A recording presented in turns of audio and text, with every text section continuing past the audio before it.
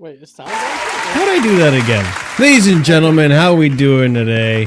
Let's try that again. For some reason, it just kept me muted. That doesn't normally happen. Alright, it's no big deal. Ruined the intro.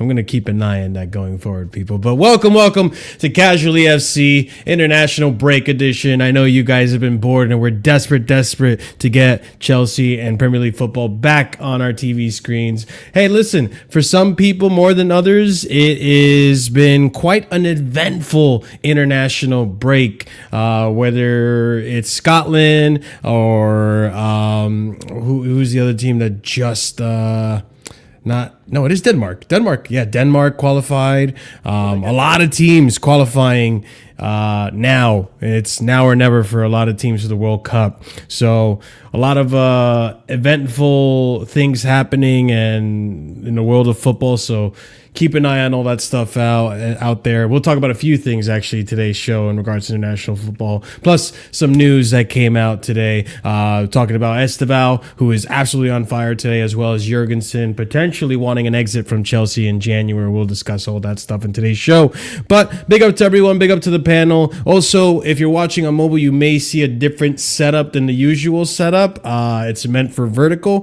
StreamYard's giving us the option, so we're going to experiment with it. I don't know how to turn it off. If you prefer to see your video in horizontal, I'm sure there's a setting in there. Let the chat know as well if you're watching and you have figured it out. So big up to every single one of you. Enjoy the show. Let's get going. Smash the like, subscribe to the video, hype up the video as well, because that helps out big time. And check out memberships. There's 4 different tiers starting at 99p. First topic of today's show is the UK banning reselling tickets. This has been something on the top of a lot of people's minds, and GG to Todd Bowley and Vivid Seats and all that fun stuff. So reselling tickets for profit to be outlawed in UK government crackdown, essentially. And you know what? I've had a lot of time to sit on this and really think about it. And Ahmed, you'd be surprised, I'm going to see it your way now more than ever. So pretty much now you can't make a profit off the ticket. You have to sell it at face value, which helps conserve the pricing for a lot of the fans, a lot of the locals and all that stuff, and helps prevent scalpers. You know what I realized the other day, Ahmed?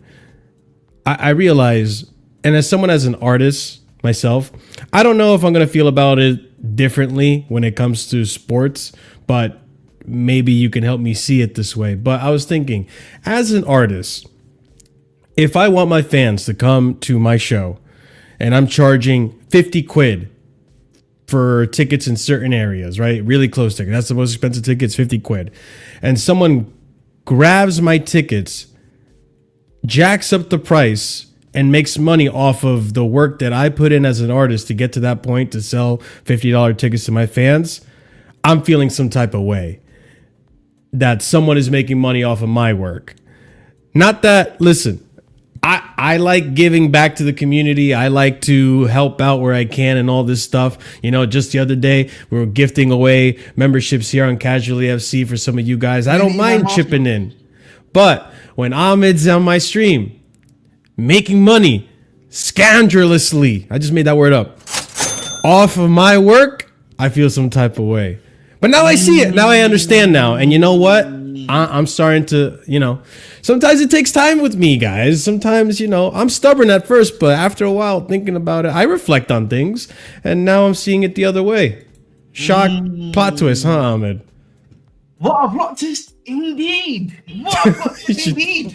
All right, he's making a meal out of it, Chris. I regret it. On a serious note, no. But listen, I think you use a great example, like obviously of like, you know, as an artist, right? Because, you know, funnily enough, when we talk about artists, for example, one of the only ways they can realistically actually make money, funnily enough, yeah, if they're in like a contract, right, with like a music company like Universal, or whatever you want to call it, right, is via the tickets, bro. That's they make. I think that's a big portion of it, right? For sure. That's a vast majority of their money, right? And with football, it's very similar. The vast majority of a lot of the money, like a good chunk of it, at least for some of these clubs, comes from the stadium, bro. From the selling the tickets for the chairs, right? For people to go to, then the food, then the alcohol, right? Then the merchandise, right? Then even what's it called, the match day program. So you're getting a lot of money, right? Just not only the £50 alone, but look at how much more you're getting out of it if the average customer is there. I think for me particularly, yeah, it's very harmful, in my personal opinion, obviously to the local fan, right? Or like to the local person. If you're trying to get a ticket, right? And then you've got all these scalpers coming in, it's crazy, bro, right? Because then like, by the time you try to get a ticket, GG, mate, it's over, right? And I also think a good example of this actually that we can talk about Tesla scarcity and the stuff that has caused like this is, remember PlayStation 5s, right? You remember PlayStation 5s in COVID? Oh, Chris remembers. I remember this very well. Luckily, I got mine via a third party. You had to like sign up for it, and you were like, I had to sign up for it and do some, and queued up for it, right? Luckily, that's how I got mine. But like, there were scalpers, bro, that were stealing a good half. This is true, right? And then they'll just on eBay and such. And then what were they doing on StockX or on eBay? We're selling it for £200 more, bro. Right? What's that second website you mentioned? Just gotta write that down. StockX. But to be fair, that doesn't really exist anymore. By the way, StockX, because of the the fall off of like the NBA, not the NBA, sorry, but the boots and it. I forgot what they called. What are they called? Like the stuff where they sell like the Nike shoes and stuff like that are really like rare. Oh, I know what you're talking. I mean, it's stuff like eBay, but there's actual sites committed to that stuff. I know StockX used to be that specifically before it started doing that stuff. But yeah, sneakers. Yeah, it used to be like a sneaker stuff. Yeah, I know what you're talking about. But like, essentially, that's one of my main issues, right? And that was my main thing, right? You're hurting the club on some way. You're also hurting the local fans that are trying to get into there, or just the fans that live in the UK in general. Because we're living in, a crisis in the UK in terms of like financially, cost of living crisis and everything like that. So, come on, lads, no one's trying to pay 120 quid. And that's, of course, let alone the fact that the club itself has increased, obviously, the prices, right, of the tickets. Yeah. Which, listen, you know what? That's another time for another day. But listen, there's valid arguments for the club to do that. Even I have to agree with that to an extent that there is valid reasons for the club to increase ticket prices, right? It has happened. And that's also costly, right? So we're already increasing the tickets as it is naturally. And then, if a scalper gets a ticket, it's getting boosted to the moon. If you get the reference, you understood what I mean by that. But it is what it is. But to the moon, like crypto coins. I mean, like, we're going to the moon, guys. No? All right, fair enough. Marshall's not with the culture, man. We got grandpa here. Grandpa. Chris understood that reference. I know Chris understood it. I actually didn't hear it, so. Chris, if I hear something, okay, Chris, if you ever hear someone say it's going to the moon, what is it, Chris? Yeah. See, Chris is like. Well, I didn't hear you. Honestly, I think I have a volume low. Yeah, that's fair enough. But listen, end of the day, it's a great thing. I already thought this was like the case, Marshall, because I think I've said this to you multiple times. I don't know. Maybe it's because when I buy tickets, I'm buying it from like guys that just resell it at face value, which is what I get at, which is basically the same price as it's been brought. So I have no idea. Chris, what are your thoughts on this being now outlawed? Are you in favor? I mean, you're not a match going fan, but I always go. You always what, Chris? I always go. You don't know about it. Word on the street, Marshall. Word on the street, Marshall, is that Chris has been going to a lot of Bristol City. What about the expression of Bristol City is hilarious. Hustlers got hustle, man. Like hustlers got hustle. Hustlers gotta hustle. Are you a hustler, Chris? they gotta get their money too. He's a FIFA hustler, man. If you know, he's a FIFA hustler. Well, they can hustle other things, Chris. No, I agree. It is quite annoying because it does stop you getting to that concert or game or Armored to the PlayStation 5s. It took me a year or something to get a PlayStation 5 because of that reason. They could do what WWE do and just raise the prices stupidly high, and maybe no one does that. I ain't heard WWE do that with their ticket prices. But yeah, it is a good thing they're doing that, honestly, because then everyone can have their chance to get it either through season ticket play, get your season ticket and you get your chances, or being a member or whatever, you get a better chance, or just luckily get it by just ordering it, I guess. But yeah, Ahmed does say a lot of it fairness, so I do agree. I do wish they would bring something like that to the States, because the one thing they do here to prevent it, and this was attempted early this season, right, which is having the loyalty membership at a certain tier, and then you get a code and you use that code to access the market to get tickets. And a lot of people were complaining about tickets being unavailable. I'm gonna refresh my memory. That was the case, right? Tickets being unavailable, even for a certain loyalty level of membership. And people complaining about what's the purpose of being a member if I can't even be guaranteed a ticket, so on and so forth. The thing is, I've not really brought tickets under the new system personally. But okay. Isn't there a waiting line? And there was there's a queue, and the queue is very long. 200k people was in the waiting line or something like that. Was that the case? So the new version, they've tried to make everything really online only. So I said this before, when I went to the stadium for the last few games or so, you have to have a barcode now to really get into the game, an online or buy the Chelsea app. A lot of things are like that now. Anyway. Right now, I can actually just show it to you real quickly whilst you guys are just talking. Right, Chelsea. FC, which is this, right? This is obviously with this. This is just the regular app. Obviously it says match day. Maybe make sure none of your info comes through. No. It went on. But obviously you can see, you have this here, but you see on the top barcode, right? For example, here under Ahmed, right? So this is tickets, for example, right? Okay, we don't need to look at that. But obviously, I don't have any home tickets right now. You can see this is one of my old tickets, the Chelsea celebration. Yeah. You can see it like this. And then obviously this is what it will kind of be like. Oh my God, it's really bright, but essentially you get something like this. And then you get a barcode that will be with that, which you can scan, of course. Yeah. Yeah. I mean, listen, I want something like that to take place in the US, because it's bad enough that through these ticket brokering sites, they get a large chunk of an online or convenience fee or whatever it is, and it's already okay,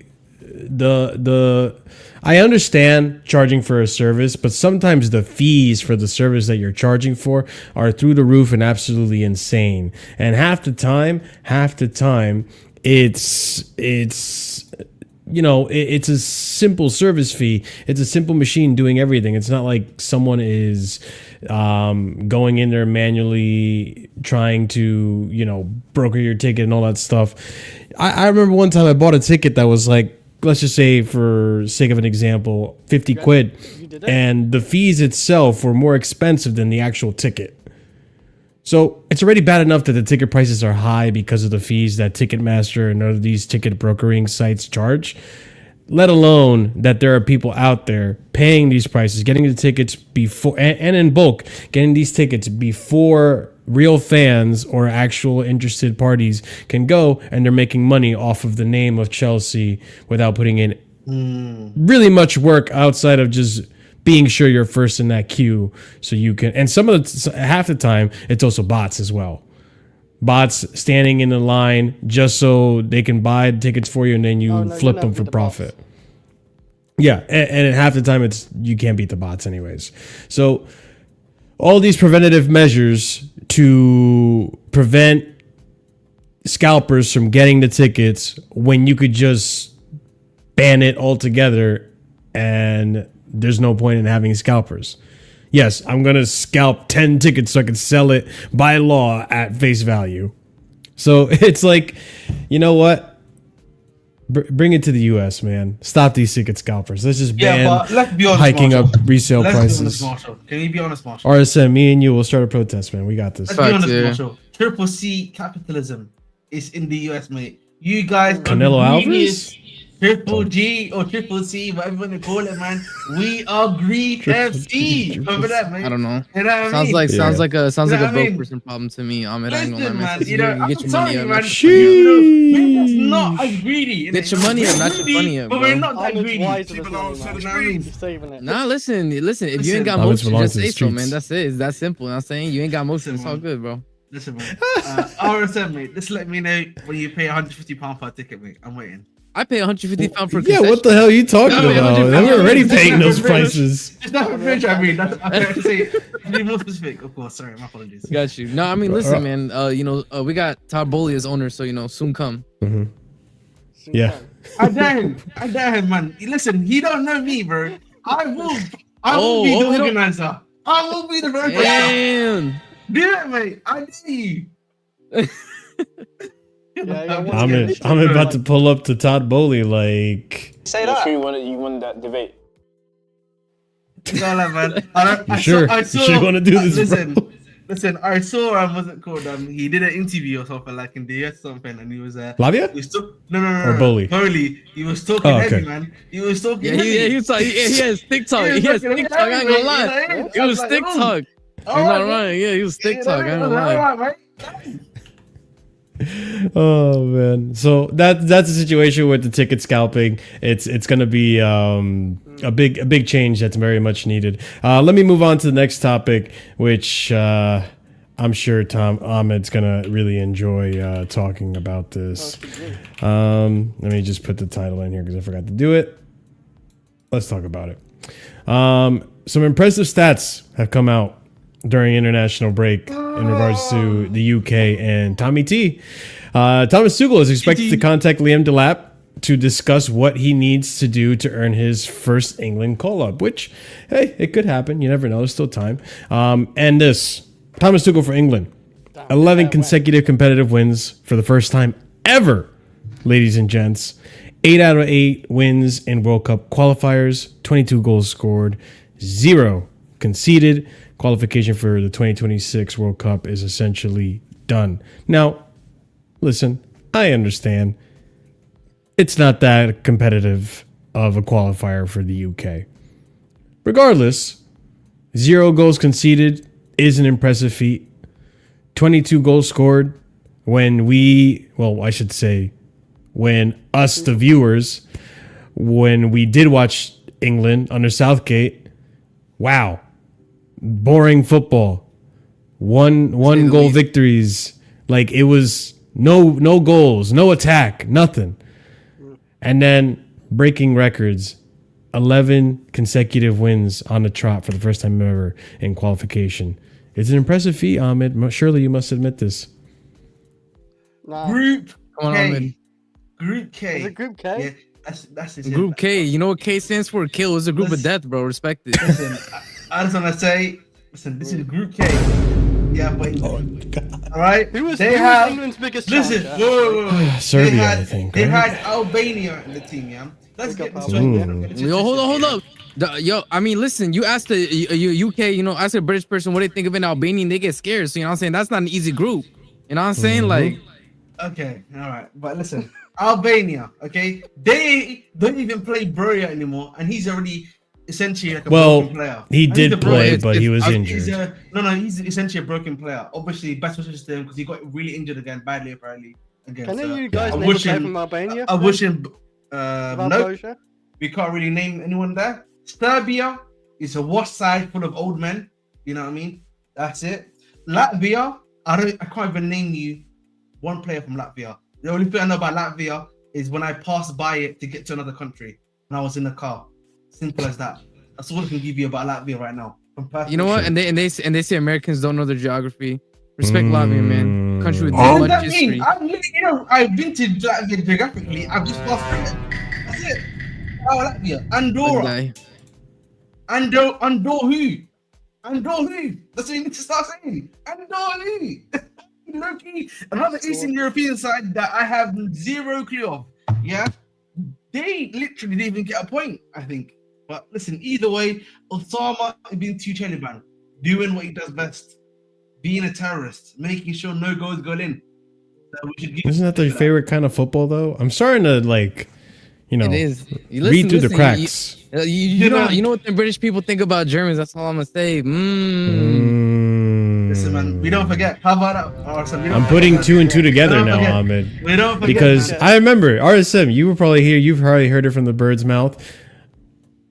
He likes Allegri ball. That's his favorite manager. Listen, you know what I'm saying? That's why I'm just like, all these anti-terrorists while still working with the terrorists. Allegri is a reformed terrorist. You know, he updates his game to the team when necessary. That's why I always give credit to my boy Don Allegri. You know, Don Allegri, he speaks a lot of facts about the game. He and him see the game in the same way. You know, he already said the game has already been studied. So 2 washed individuals. Got you. The game has already been studied. All of the tactics are available for the game. You cannot evolve the game further. Me and him agree on that about the sport of football. And as such, we just go back into our playbook and find the relevant tactic for the relevant team. But at the end of the day with England, I don't really like to. I think any England fan themselves will tell you this, and I will say this too. Quite simply, it's qualifiers, bro. It is expected of England to qualify. Flying That's fun. Listen, I'm not highlighting the fact that you guys qualified. I'm highlighting that you conceded 0 goals in the process. You're meant to be doing that. I'm saying that you're actually meant to be doing that, though. You're meant to be qualifying with the highest standards. That goes for quite a few of the bigger powerhouse teams, right? Yeah, but have you guys done it before? When was the last time you qualified with 0 goals conceded? England, what you need to understand, Marshall, is that I don't think people in England care about that. I'll be honest with you, mate. The World Cup that was last one here was 1966, bro. I don't think that's what I'm saying. Boo this man. Wait, listen. I agree. They won the World Cup. Boo this man. I don't disagree. Hey, go ahead. At least they won one. Understand that, Bro, Allegri, bro, 2025, man. I get what you're saying, Ahmed, but I think you're also speaking for yourself to an extent. Maresca out, Allegri in. That's what I'm saying, mate. That's what I'm saying. Listen. How about you respect 2 Chainz, the person who brought us a second UCL. Respect 2 Chainz, man. I respect Kai Havertz. I respect Kai Havertz. Respect 2 Chainz. That's a lie too. That's a lie. I respect Kai Havertz. That's a lie. Nah, you just lying, bro. You are absolutely lying. We will pull up the VODs, man. We'll pull up the past, the debates. Mason Mount. I respect Mason Mount for making the pass. So we just lying. So we just lying. You know, and you know what? And I respect Gallagher. Facts. You know, Ahmed, let's run it back. Ahmed, you know what? Let's run it back. This time you defend Havertz and I'll go against Havertz. We'll run it back, bro. That's gonna look weird. Since you're talking so highly of Havertz now. You know, I want to give credit to Havertz for having that spatial awareness to know that you know. We're not hearing the spatial awareness. Shout out Ederson for not being able to stop a shot, that's what you would say. That's crazy. Yeah, that Chris, you know what? You too, bro. You did say that. You too, bro. You did it for you too, bro. All right. Anyways, you didn't need to come talk to the ref. You didn't need to come talk to the ref. You was Kai Havertz's cuck. Listen, he shut up, Chris. Walter used to be the most serial gaslighter, bro, on this stream. You know what? I can't get mental. When we used to talk about DX, when we used to talk about Havertz, he used to gaslight me. Fuck out on these streets. Hey, if you guys remember, if you're an OG. I'm just losing, man. Every time I win, I just lose. Hey, Ziyech gave us some sensational wars, man. So did Sterling. So did Havertz. I'm just saying, I man. feel like with Sterling, everyone gave up on. You know, everybody give it up with Sterling. You were one of the last soldiers, bro. You're one of the last fighters. Yeah, I brought a shirt, so like I had to defend him a little bit, man. I had a shirt for him. You know what I mean? I can't let him go like that, That's why he man. defended Havertz too. I had no idea you had a shirt. No, Ain't you had the no Kai Havertz way. shirt. You did, yeah, German. Well, I know you had the Havertz shirt. You got a Sterling shirt?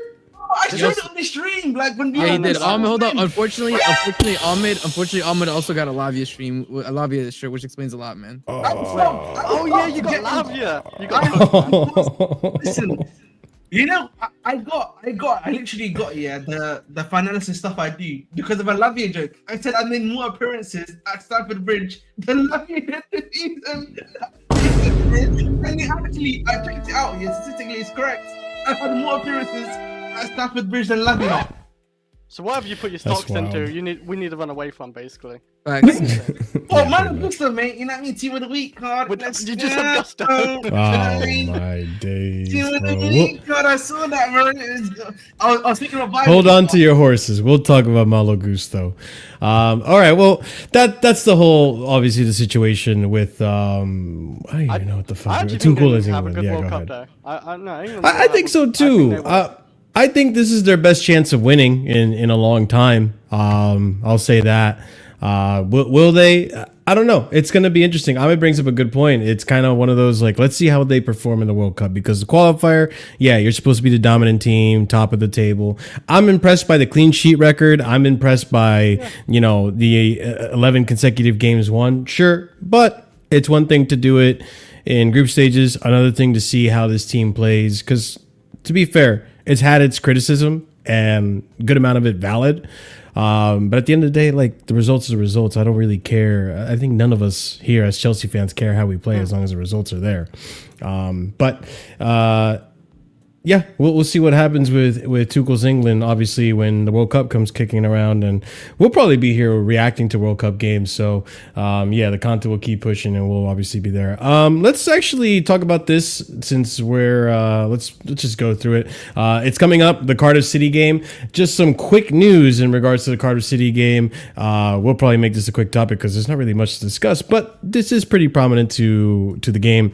Cardiff City are not expected to get permission to play loanee Omari Kellyman against his parent club in the Carabao Cup after the tentative verbal requests. They have not had handwritten permission, or they have not had written permission from Chelsea. Listen, it's probably one of their best players, but No, He's not. He barely played for them, mate. okay. So He's having a really bad load, by the way. When do we play him, by the way? He's having a really bad load, bro. I'm not we've kidding. never played him, Chris. We've never played him. with Chelsea. When are we playing? We have played him. Oh! I think like a week from today or 2 weeks. Wait, when is the 2 Cardiff weeks. They used to City be in game? the Premier Is it League. 2 weeks, It's right? basically next week. It's basically next week. Because we have Next week? Burnley, No way. Burnley Saturday. Then Tuesday we have Barca. I'm looking. Then They're down at the Sunday we have Arsenal, and then afterwards it's Cardiff City, I believe. Yeah, so December basically 16th. next week, basically. It's not basically next week. 26 It kind days of, away. it kind of is, Chris. Chris, 2 weeks. basically It's 2 weeks. it's It's in 2 weeks, It's Chris. like 10 days, Chris, man. That's less than 2 weeks. Bro, it's 20. It's in like 16th of December. 13 days, Chris. I think. Wait, 16th of December. Yes. Oh, so it's That's too fast. 1, 2, What? My That's God, in- I- that's a whole I- 3. month. Oh, it's 4 weeks. It's a whole month I away. said Holy 26 shit. days. You guys were just blanking me. Oh, okay. Well, my My bad. bad, My Chris, bad, my Chris. bad. My bad. Apologies, mate. Apologies, mate. Yeah. It's I Ahmed's thought I was fault, Chris. tripping. I think we're playing them again. Yeah, no. It's just the Tuchel one out, game. mate. Tuchel out. This guy. But yeah, so no Omari Kellyman for Cardiff. Doesn't look like it. I mean, if there's an update, we'll update you, and we're probably going to do a preview of that game anyways, or discuss it in brief when it comes up. So let's move on to the next topic, and that is the Globe Soccer Awards. Now, seeing that there's soccer in the name, it's probably a North American award. So, or something along the lines of that. Let's look into this. So this is kind of a rage-based segment I put into this, right? So nominations for best coach are Enzo Maresca. Best men's player, Cole Palmer's nominated best midfielder. Cole Palmer's in the nominations. Best women's players are Sandy Baltimore, Lucy Bronze, Hannah Hampton. Best men's club, Chelsea FC. Best women's club, Chelsea FC, the women's FC.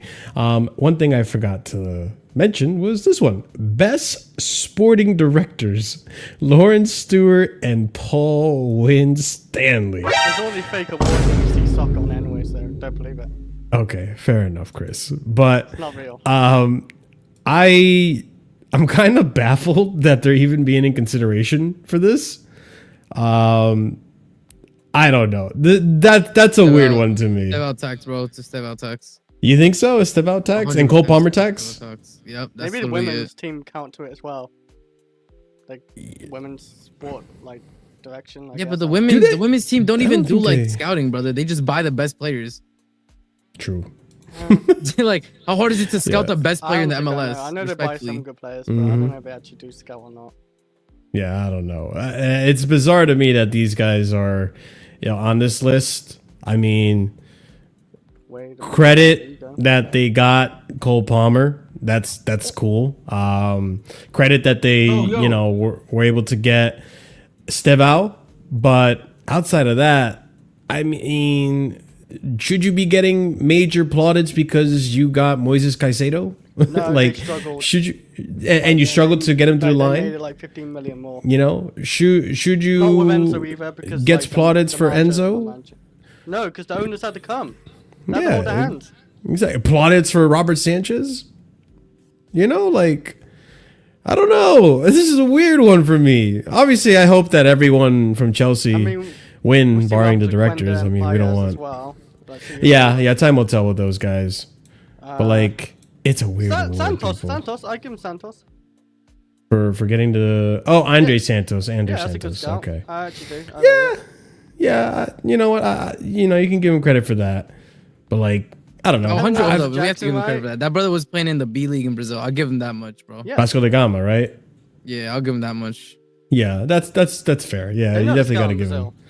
That's like one of their Pilots. highlights. Or, But yeah, South you America. look at Disasi, you look at Benoit, you look Do I have to at. look at the Sassi?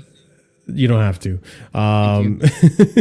You have Malo Gusto, who's been up and down, right?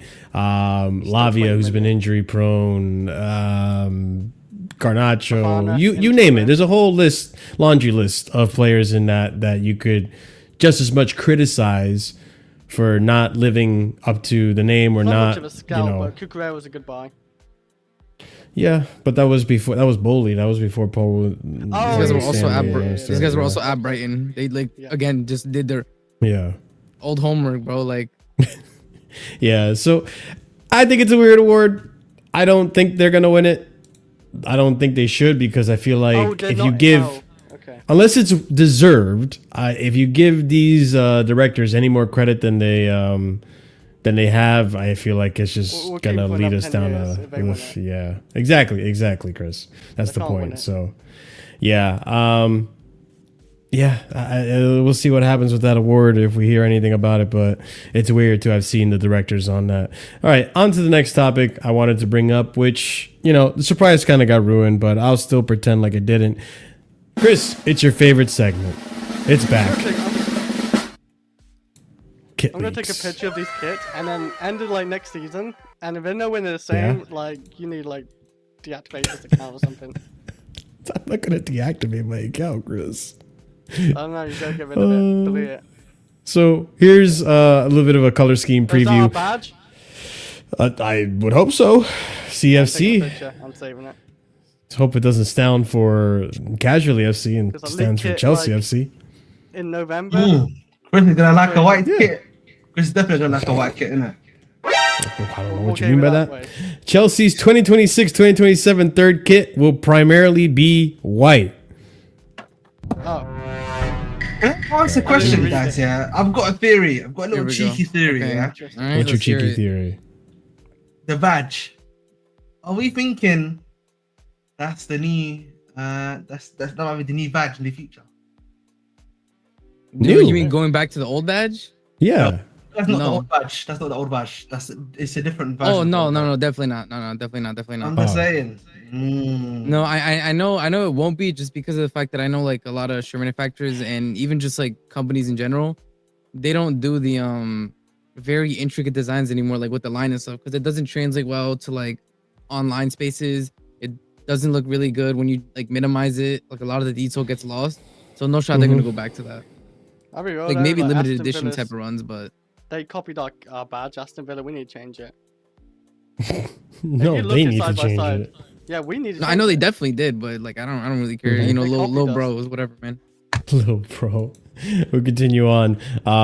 So the last time Chelsea had a truly white third kick was back in 2016-17 Oh, that was a good kick, during the Premier That's a great League kick. title That's winning a very specific campaign. word in there. Truly white. I'm Very Yo, specific yeah, I'm word. a chill, bro.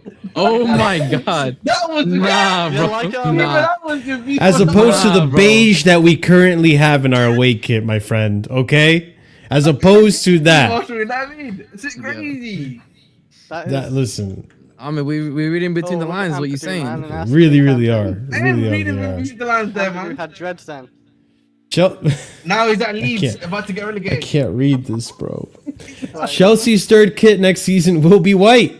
And the last time Chelsea had a truly white third kit was back in 2016-17. Oh, man. All right. Interesting wording, but Sure. it's a nice kit though. That was a nice kit. Simple.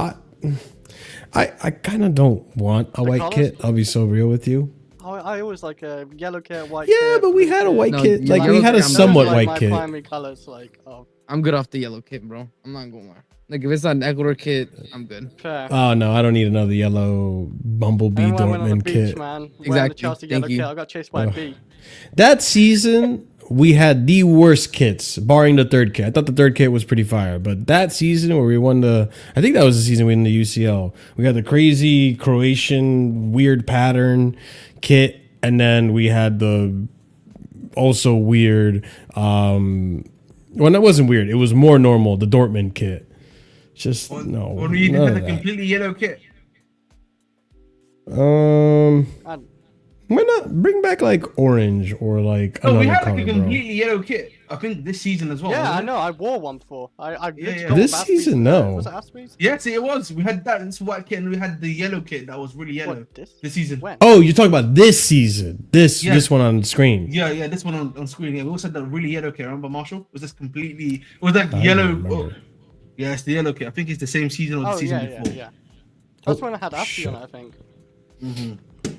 My mouse is acting up. Okay, let me see if I can look this up. Wow, and N'Golo Kante's always been bold, eh? He just loves the number 0.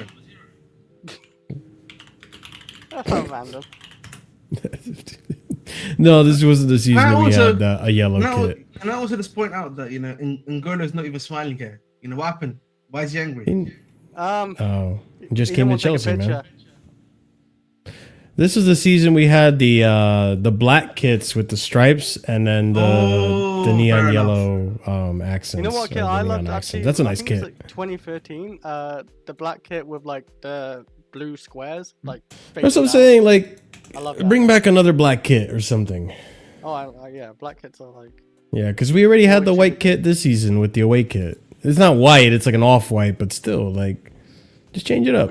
Change it up, because I don't know. Let's see when it comes out. Obviously, it might, our opinions might differ, but as of right now, I'm We not. didn't even see a kit. We I just don't saw like a it. badge leak. That's it. We just saw colors. What Yeah, kind of leak kit is that? I don't mind the crest. The crest is cool. Like, I like that retro crest, but yeah. Speaking on, you know what? Since I'm here, I might as well bring this up too. Speaking on the kit, there may or may not have been a little bit of a hiccup in terms of the front of shirt sponsor. So Nazar Kinsella gave us a bit of an update. I'm inclined to believe the previous source that we read, Lawrence Bishek, right? I think that's how you say it. The guy that usually does the sponsorship news, than Nazar. But Let's just read it anyways. On front of shirt sponsorship. There have been rumors about Oracle becoming Chelsea's main sponsor. However, official sources still say it is an open, ongoing process involving multiple potential partners. Oracle is certainly the type of company Chelsea would like to work with, a strong blue chip brand, but only on a long-term basis and at around £55 million per season. For now, all I can say is that the process remains ongoing and it is still unclear when the club will announce a deal. So it hasn't been officially announced yet. Obviously, if you want a kit without sponsorship, hop on that now, because if you wait too long, good chances are you're gonna be shit out of luck and have to get the kit with the sponsorship. And I'm referring more to the away kit. Obviously, some people like the away kit. Most people like the away kit without the sponsorship, right, to not ruin the design. But yeah, once it gets announced, people, shirts will also be changed over. If you can guess. When will it be announced? Before the end of the month. You reckon? I think. Do you know why? Do you know why? Do you know why I agree with him? Because December is like the most congested, like game wise. December January period. So if they if they don't have it by then that's like a ton of games they're missing out money on if they don't have a sponsor. Not only that, but it's also the holiday season, right? You want people to buy kits. Preferably you'd want to do it now, but I think the ship has sailed in terms of like approaching Black Friday deals, but people are still doing Christmas shopping, late Christmas shopping. They released their Christmas line as well. So I think that in tandem with the Christmas line that Chelsea came out with, they're going to try to get it done at least by the month, end of month. Ahmed, you were going to say something? I'm going to be honest. It ain't happening until Jan. I'm going to keep it real. There's no way. There's no way. I mean, there's something, you know, I've got a little gut feeling here. Jan, I'm going to be honest with you, mate. All right. Well, good thing your gut isn't always right. And I wanted to say, the fact that we can't get a 55 million deal, I don't know how that's possible, by the way. 55, I felt like has always been somewhat reasonable to be able to get. I mean, allegedly, they're saying it was because of the fact that of the charges. Yeah. I really, you know, my opinion on that is a bit. I'm not too sure about that one, mate. I'm just gonna be honest. I'm not too sure about that one. Feeling it. I'm not feeling just how strong that is. Well, I just think we're gonna get a slap on the wrist. We're gonna pay a fine that they already were gonna pay. That's what I was thinking too, bro. I feel like, you know, it's getting a bit juiced up, man. It's getting a bit juiced up, Marshall. Agreed. Huh? Sure. Sure. No, I agree too, I guess. But yeah, we'll keep posted on this. But I'm expecting. I'm not trusting Ahmed's gut on this one. Without being a sponsor. Marshall, can we just do a little cheeky thing, yeah? Marshall, sure. You will give me 50 British pounds sterling if we. What's he doing now? If we get a partnership sponsor by the end of before December the 1st. What are you getting 50 pounds? What do I get if you're wrong? I will do something related to any. I would do like exposing myself video or something like that on your channel about a player of your choice that you think. What do you mean by that? Did you say expose yourself? No, exposing myself, like, you know what I mean? On camera. Okay. Yeah, hold on the channel. Also Ayo, but hold up. Yo, squad, we got a huddle for this one. What should we make Ahmed do if I win this bet? Yo, squad huddle. Has to be some sort of like a Mark Cucurella expose video? No, he has to give you you should think about it, but he should have to say something that you can use in like an audio clip. Like the Maresca out is golden. Like, he needs one of those. Just shave himself bald, but you won't agree to that. It's got to be something he agrees to. All right. Let's bring Ahmed back into the room. Let's bring Ahmed back to the room. Let's bring Ahmed back into the negotiating room. Ahmed, welcome back to the negotiating room. Is shaving your head something you would agree to? That is off the table, I'm afraid. Okay, we have to renegotiate. Ahmed, we'll be right back with you. All right, we're renegotiating. Ahmed can't afford that. Ahmed's out of the room. All right, something more realistic, Chris. 12 raw eggs. I'm thinking maybe make him buy a Cucurella kit. That's a shout, actually. That's a hell of That is a shout. That is a shout. That is like winning the war. Yeah, kinda. Ahmed, Cucurella kit. I am willing to put the And honestly, you could even wait until the end of the season when prices are discounted to buy it, because I know they get pricey. But you get it with the sponsor with Cucurella on the back if I win. I promise I will do that for you, mate. All right, it's a deal, What is it people. then? Like, say it out. So if the sponsorship gets announced before January, Ahmed buys a Cucurella kit with the sponsorship whenever he sees fit to buy it, but he will buy it this season at least, right? If it doesn't come out before January, then I have to send Ahmed 50 quid. 50 quid. 50 Great British quids. 50 quid. So you heard it here, chat. Okay. Jot it down. Write it in your death note and all that You also have stuff. to at least wear it once. Yeah, you have to wear it on the once, channel, obviously. like, Yeah, that's- I'm sure. that's- I'm sure. that's- For sure. that's for gonna sure. be- Why would I not Of wear course, it, of Chris? course. Why would I No, not no, wear it? and hold on, no. And anytime Cucurella scores, you have to take out the shirt. No. Because he scores. He scores. He for might us, do that so- anyways. But there's the bet, people. We'll keep an eye on the sponsorship. We'll I mean, see. listen, we'll also get to talk about Ahmed's You're other not favorite confident, right Ross, back at the club. So I mean, since you brought it up, we might as well discuss this. Ahmed's always down for a you league tricked him, man. He already glee signed him. sesh. Yeah, let's let. Oh wait, I thought you were talking about Malo Gusto. I am. Hey, where did Malo okay. come from? Ligon, yeah, Ligon. There you go. People, we're gonna talk about Malo Gusto, and here's why. The Athletic came out with a article and a pretty descriptive article on Malo Athletic Gusto. losing credibility day by day. I mean, we'll discuss it because I think there's some validity to what's being said, right? So, according to The Athletic, Chelsea's unsung hero this season is Malo Gusto. Huh? Chelsea's best performances this season have invariably come with Malo Gusto in their starting lineup, and the difference when he isn't there is striking. Chelsea have won all 6 games he's begun in the Premier League, scoring 2.7 goals per game and conceding just 0.3. In the other 5 matches, they have lost 3 times and drawn 2 times. Gusto's importance extends beyond the black and white of results, though. He shifts seamlessly between fullback and midfield and advanced wide roles, using his positioning to form triangles that keep the team connected across the right flank. In last month's win against Liverpool, he stepped into the midfield as a hybrid fullback, helping control possession and stretch play. Against Tottenham a couple of weeks ago, he held deeper, providing balance while still progressing the ball forward. That adaptability allows head coach Enzo Maresca to tailor the system to different opponents without losing fluency, and it reflects a player who is growing rapidly in both awareness and responsibility. Now, Glee sesh. Don't be. Look at that, man. Look at that. Malo El Gusto, man. El Gusto. Absolute Need Mario W. Gusto? My God. You don't think Malo he played well in the W. last Gusto? 3-4 games? Montiel Gusto. Let's go. I think he has played well. Defensive. I'm not denying that. Solid. I mean, I think this article boasts about it a little too much, to be frank. But I'm not going to deny that he's in the team for a reason.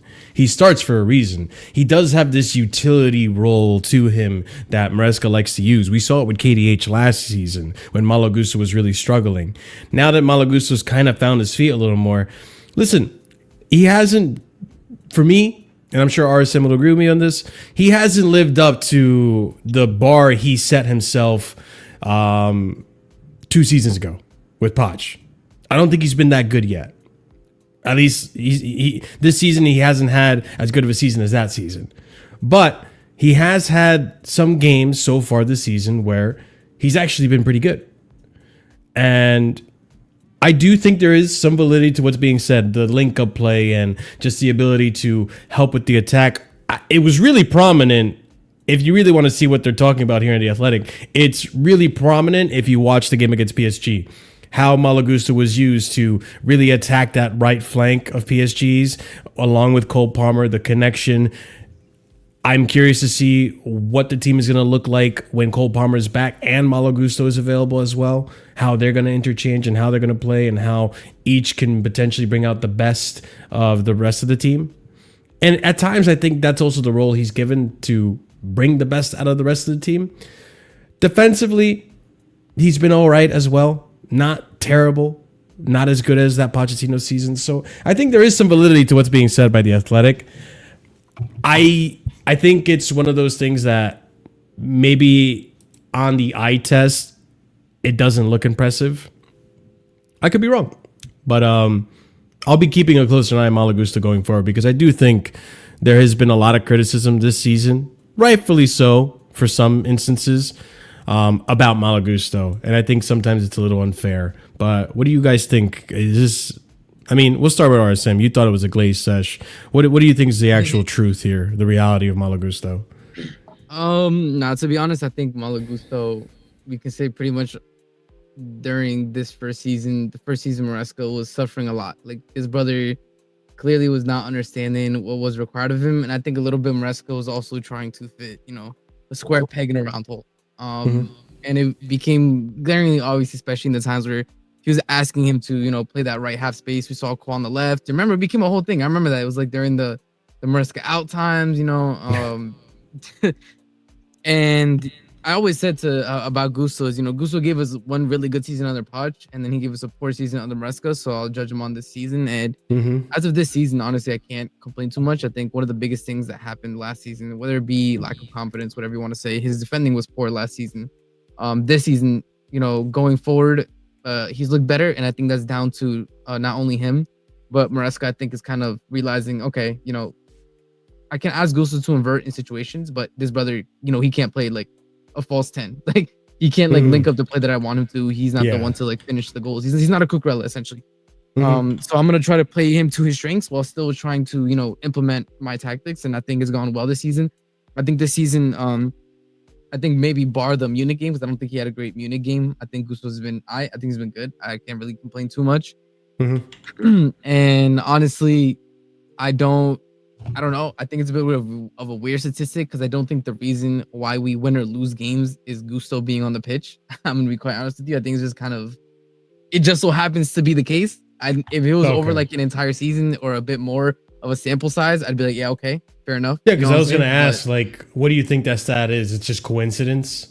I think as of now, if it maintains throughout the entire season, like remember, like Man City with Rodri, like that at that point, it's not a stat. True. It's like he is the sole reason that the stat exists. With Gusto, I think there's a lot of circumstances outside of him because I don't think he's a player, for example, like Reece James, where it's like Reece James, has shown us multiple times like he will win a game by himself, or he will score a goal or a free kick that will like tie the game in the dying moments. He's done that for us. So, I don't think Gusto has the same impact. I do think, like, again, I'm down to be proven wrong. If it gets to the end of the season and all of our games come when he starts or when he plays, fair enough. You know what I'm saying? Fair enough. But I think Gusto has been better this season. I don't know if it, warrants an article by The Athletic, doing a bit of a glaze sesh. I don't know, what kind of money Ahmed slid under the table for The Athletic to do that, but fair. Those are my thoughts on it. I just want to say firstly, this is Caicedo. We know the level of glaze sesh that Arsenal would want. You want a double glaze, a triple glaze, maybe a quadruple glaze or that. But but the thing is, exactly, you glaze Caicedo, it makes sense. Nobody's mad about this. Like, okay, yeah, fair enough. Like, he's one of our best players, if not best. Even lost this season, even trash. That's an interesting theory. What? That's what, don't engage. We don't have to engage when he says things. We can choose not to. I just have to. Yeah. Okay. Yeah, we can just choose not to engage. If you need to repeat yourself, just for people who didn't hear what you said. I'm just saying that he's not been as good as he was last season, and that's a fair take to have. I mean, it's quite hard. Like, he was unreal last season. So, and we're in November. Like, it's hard to really judge which season was better. Maybe you're right. Send Ahmed back to retirement. I've never been retired. I'm not gonna lie, guys. I looked over at my yellow card and I thought about it. I really did think about it. I was like, I've not been retired, Cat. I don't know if people know this. Ahmed is on the yellow already. Bridges on bigger and better things. Hold that. PKO. I mean, with Gusto, I think the last 3-4 games, Tottenham. Yeah, Chris, you've been fair about Gusto. Well, I like him. I do. I just don't think he has the technical ability, like Reece, like you talked about, like to go forward on the ball, pass it, or cross it, or shoot, or just awareness, like where to be. But with Gusto, he knows how he's got a good work rate. He knows how to move around, like be a nuisance. He can defend. We've seen it this season. Yeah, we've seen it this season. He's definitely picked it up again, and I think Enzo Maresca's, like you said, like he's got the best out of him. He can defend. He can be. I remember that Liverpool game. He's a nuisance, just running everywhere in that midfield. So, I never think about like replacing him because I think he's still a good like backup. Like he's not that guy to be a starter like in and out like every game, but like if you need to do a job, he can do it. I think like this season he's picked up, I think for sure. But Ahmed, I have a question to ask you specifically about this. Talk to me. Do you think if wait, what? What? He said talk to you, didn't he? Okay, I'll look past this. Do you think Malo Gusto would be used the way he's being used now if, for example, let's say KDH stayed at the club? Because it feels like he's using him similar to how he wanted to use KDH, which is a utility player that can play right wings, or not that he can play it well, but like, you know what I'm saying? No, I actually think he uses him that way because he was using him like that last season too. He played Gusto right wing last season. You forget that. He played Gusto in the middle last season. He played Gusto at right back last season. So he's done that quite a few times. He's even played Gusto left back last season too. Yeah, never again. Not left back. But you are right. He did play left back. Yeah, no, he was playing all over the pitch. I mean, I look at KGH as a 10 anyway. Like if we had KGH, Bernate wouldn't be here. That's how I. True. Yeah, that's also true. Like the reason why Gusto's playing that midfield is because Asugo's gone. Lavia's, he's in and out. Like Caicedo sometimes. That barbecue's hitting. You know what I mean? What? What happened? It's okay, Chris. Keep going. No, like I think the reason he's playing is because Sugo and Lavia mainly being out, and like you need he can be that defensive midfield you want if Caicedo's not available. Why is Ahmed dying? Just look in private chat and keep it to yourself. But yeah. So I do have a feeling that nothing would have changed this season even if KDH stayed. But like in part, I feel like Malo, not Malo, but like you know how with this club, the way it's being run now, they want Maresca to find in-house solutions, and when maybe, for example, he doesn't have a midfielder or utility player like KDH, Malo Gusto is a footballer that could potentially fulfill that role, and we're seeing it so far. So he kind of found an interesting solution by turning Malo Gusto into that utility player that can be versatile and play in positions that he's asked to. So good to see that Enzo Maresca is finding solutions, and good to see that Enzo Maresca is, I guess, even using Malo Gusto to some people's opinion to this extent to earn so much praise from the Athletic. What were you going to say?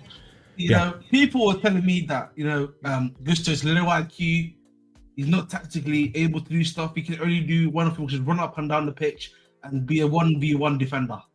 Sure. Yeah. But he's shown that he's better than that. He's bigger and better than that. That's what happens when you have young players. They need time to develop, bro. You know what I mean? They're not going to always score and outshine like always.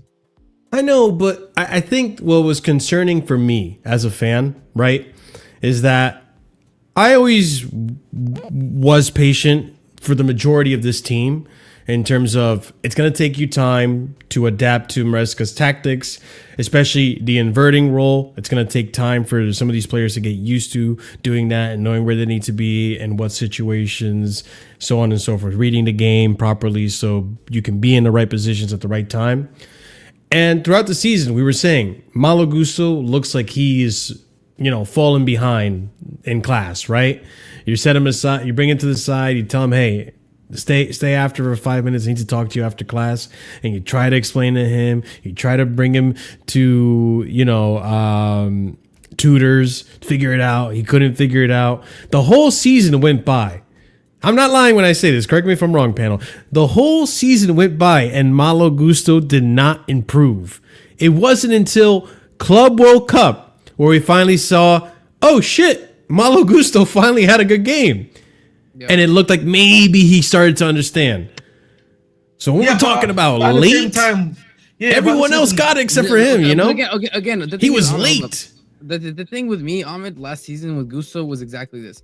I understood his, that he had to learn, and I also understood his limitations, right? Because Maresca was asking a lot of somebody who had been trained to be a classical right back. You know what I'm saying? Up, down the pitch, put in some crosses, things like that. I understood that.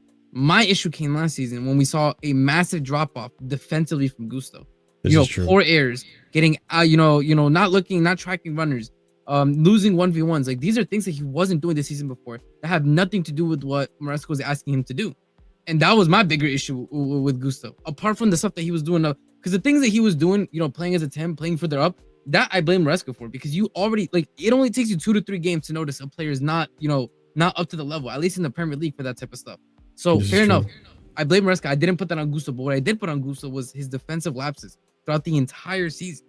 And now, like I said, I'm good with him again because he's cleaned up a lot of that. I think, bar Bayern Munich, he's been really good. I really have no complaints defensively with him. And first and foremost, I want my back line to be able to defend. And then anything else on top is better. This is true. Not only that, Ahmed, to add on to that point too, with what RSM was saying, it's concerning, right? Because even going into the season or last season, you as a Gusto fan were shocked to see what he was providing in terms of an attacking output, because we knew, or you were stating, and based on the numbers, defensively he was good in Ligue 1, but the offensive stats weren't there to back him up. Then all of a sudden the offensive stats started to show up, or maybe it was the opposite under the Pochettino season. Remind me if I'm wrong, Ahmed. No, Poch's attacking stats were really good. Yeah, and so to see the player that we knew was coming into the season, we knew was limited in terms of what he could do, it was concerning, and especially in a season that was very up and down for a lot of players, to see at the end of the season a lot of the players step up and he still hasn't caught up to speed. I get why people were saying to get rid of him. I get it. I think it was a little rash, but I get it. Final thoughts on Gusto, Ahmed? It's idle. Sorry, mate. Just the barbecue is hitting a bit different there. The barbecue is but listen, at the end of the day, I think we're a bit unfair to Gusto. Gusto was a quality player. I think last year there was so much being asked of him that I think it was hard for him to try to do everything at the same time, right? So I think we've been a bit harsh on him. End of the day, man. Listen, let's respect Gusto. You know what I mean? We need to remember he's still got Reece James around, and we know what Reece James is like. Always fit. I mean, that honestly is a perfect segue to my next topic. And that's a bit of an injury update. Palmer is back. That's good though. And we're going to talk about some other players. So let's start off with the first tweet I have, and you'll see why I meant this is a great transition. Reece James. Captain Reece James will have been injury-free for more than a year by the end of this week. So this weekend, when we come back to Premier League, Reece will be injury-free for a year. That's my or for more than a year. That's my dog. I never give up. That's down to him and management and the physio teams and the surgery. Yeah. Can I also be honest? Here we go, man. Here we go.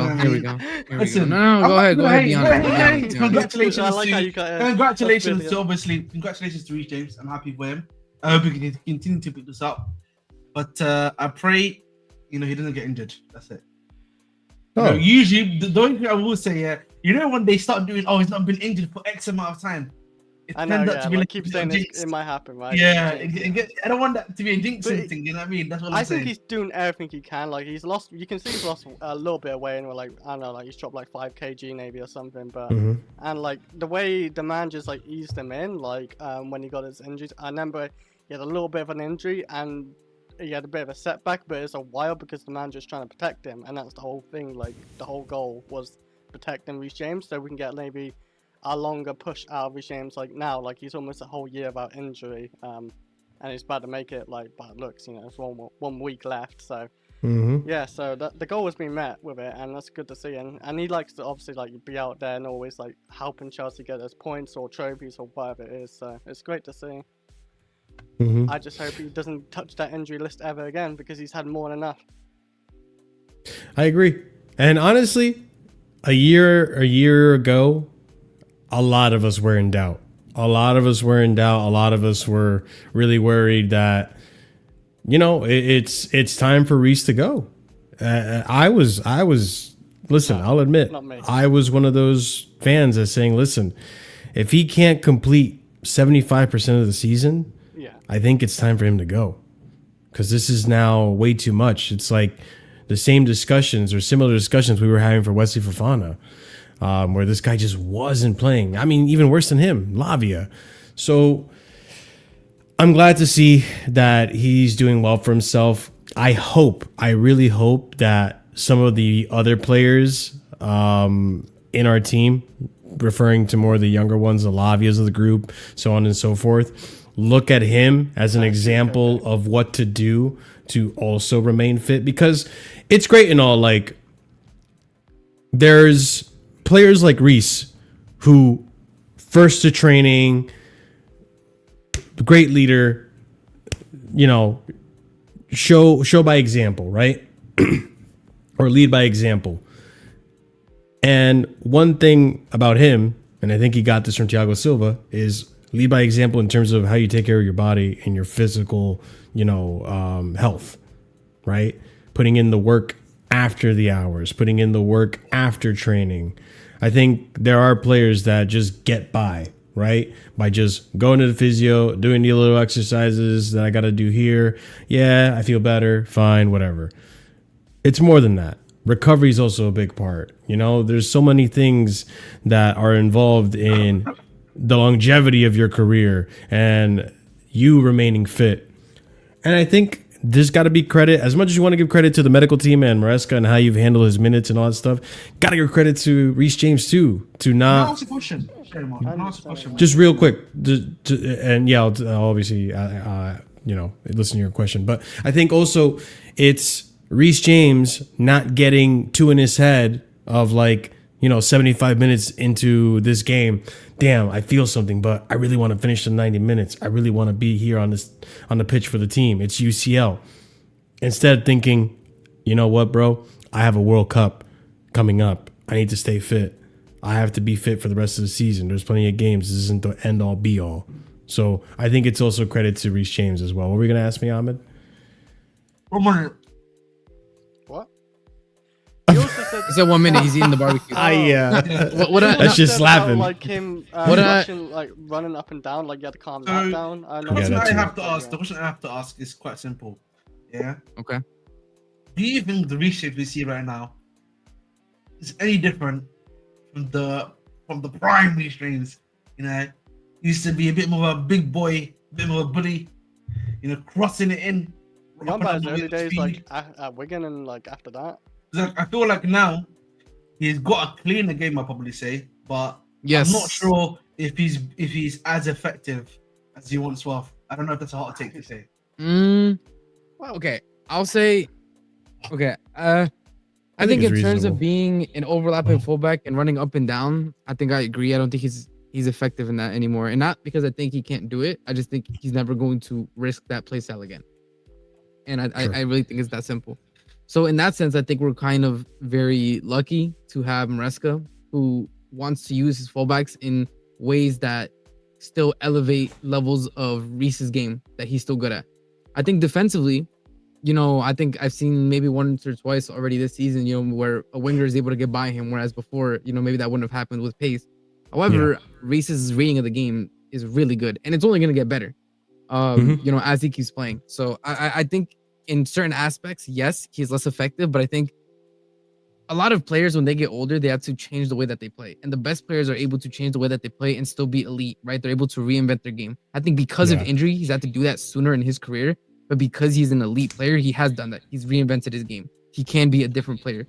You know, he can provide the passes through the middle of the park. You know, he can provide the switches, not necessarily just crosses into the box, bombing up and down, you know, providing width for the winger. So I think, yeah, this isn't prime Reece in the sense that this is not prime, just overlapping fullback up and down Reece James, the physical beast. But we could see another prime Reece James, where he's picking passes out of the back, right? Where he's switching play excellently, where he's putting in crosses the way that he does, or scoring free kicks. Like, there's a lot more that I think we can still get out of Reece James at a very elite and high level. But I agree with in the sense that, like, we're not ever going to see the prime physical beast Reece James that he was before, which is fine by me. And another positive to Reece James as well, and something that I hope that future Chelsea players learn.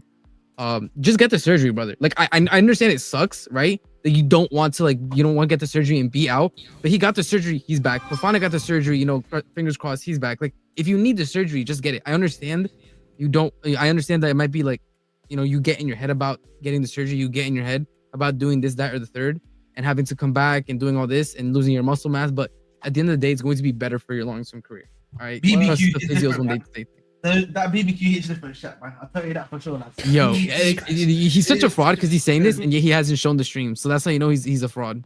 No, to my face is like got half it's full of barbecue, bro. I want the sauce all over. Oh, days. What Oh, is it, bro? God. I want you to, like, It's like that homie. No, it's like the homie's like gets some food in front of him. He's like, like, oh, this is so and it's like, all right, you're not gonna give me any. You're just gonna eat in front of me, bro. Like, you're not even gonna let me see the eats. Nah, man. I can show you the hand. I'll show you the hand. Nah, we're Show good. you the what? We're good. He said the hands. Nah, bro. Here's the hand. Yo, Shit. nah, bro. Yes. What is your go-to Mackie D's order? Nugget. Since we're talking Nugget. about Oh my Nugget. god. nuggets, Ahmed, not Ahmed, Real Chicken Nugget Chris. I mean, your thoughts also on Reece, man. Do you agree? I'm sure you agree pretty much exactly. I already said, but like what you just said about like Reece being to like prime and beast like Reece James. Yeah, he doesn't do the overlapping thing as he used to because he's doing it for England, by the way. He's overlapping like a madman sometimes. Sure. England I've seen. I haven't watched England every game, but what I've seen him do, he's definitely overlapped. But yeah, like that's the only thing we're probably missing is him like overlapping and like bombing to the box or just overlapping or whatever. But yeah, he's lost a little bit of physical like about him because he's lost like what I think maybe like 5 kg or more. I don't know. So that's what's happening. But we've seen it this season still. He's bullied players like going off to the ball for a goal kick or whatever. Yeah. Like he's done it. He's been fine still. He's probably one of the He's still been strongest solid, players in the yeah. Premier League, yeah. If I give it like percentage wise, probably like I don't know, to his prime, maybe he's like 85% to that, like of his prime. I'm not really missing a whole lot. Like he still does like the free kicks really well, his passing's really good, his defending's quite good. The only thing sometimes was a bit off of him when he plays in that midfield, it looks a bit sluggish sometimes, but that's not his natural position anyway, so I mean, listen, at the end of the day, anyway, still.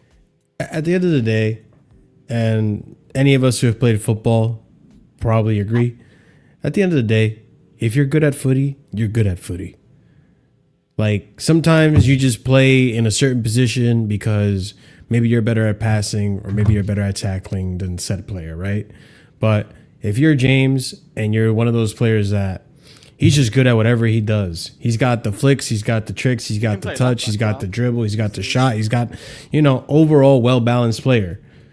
If you're one of those players, man, we just need you on the pitch. I don't care what position. Yo, Reece James could probably play striker and do pretty competently. I mean, yeah, I hear you. Like, if you're like at a league, You know what it is, level Marshall? and you can just I'm play gonna come centre with a back, take yeah. that's gonna be a bit controversial. Oh, here we go. The lukewarm man. Here we takes. go. All right, man. I know, because like I know that a lot of the people like when they watch him with England with the man that made him, some might say Osama. You know what I mean? He didn't make Reece You James. know what I mean? He didn't make him. You know what I mean? Osama, right? Osama He's did not make him.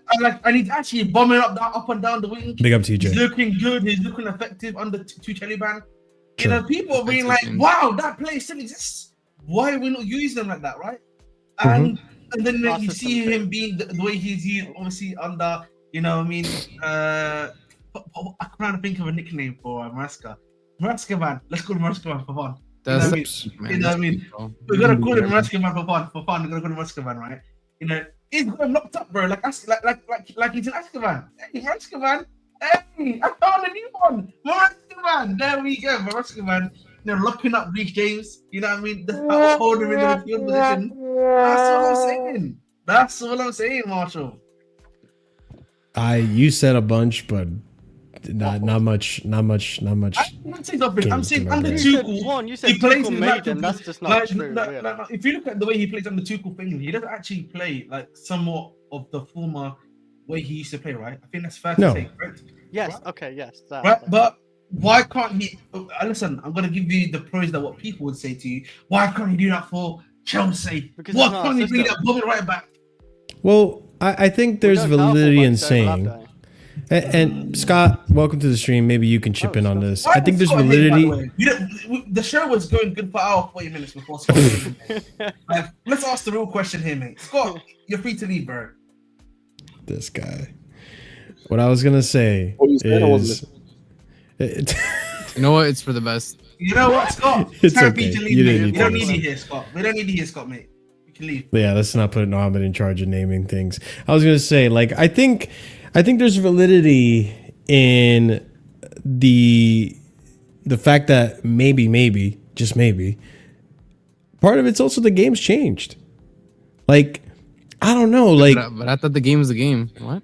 The game is the game, but I feel like maybe I'm not watching enough football, right? But I have a feeling like I haven't seen like a prominent.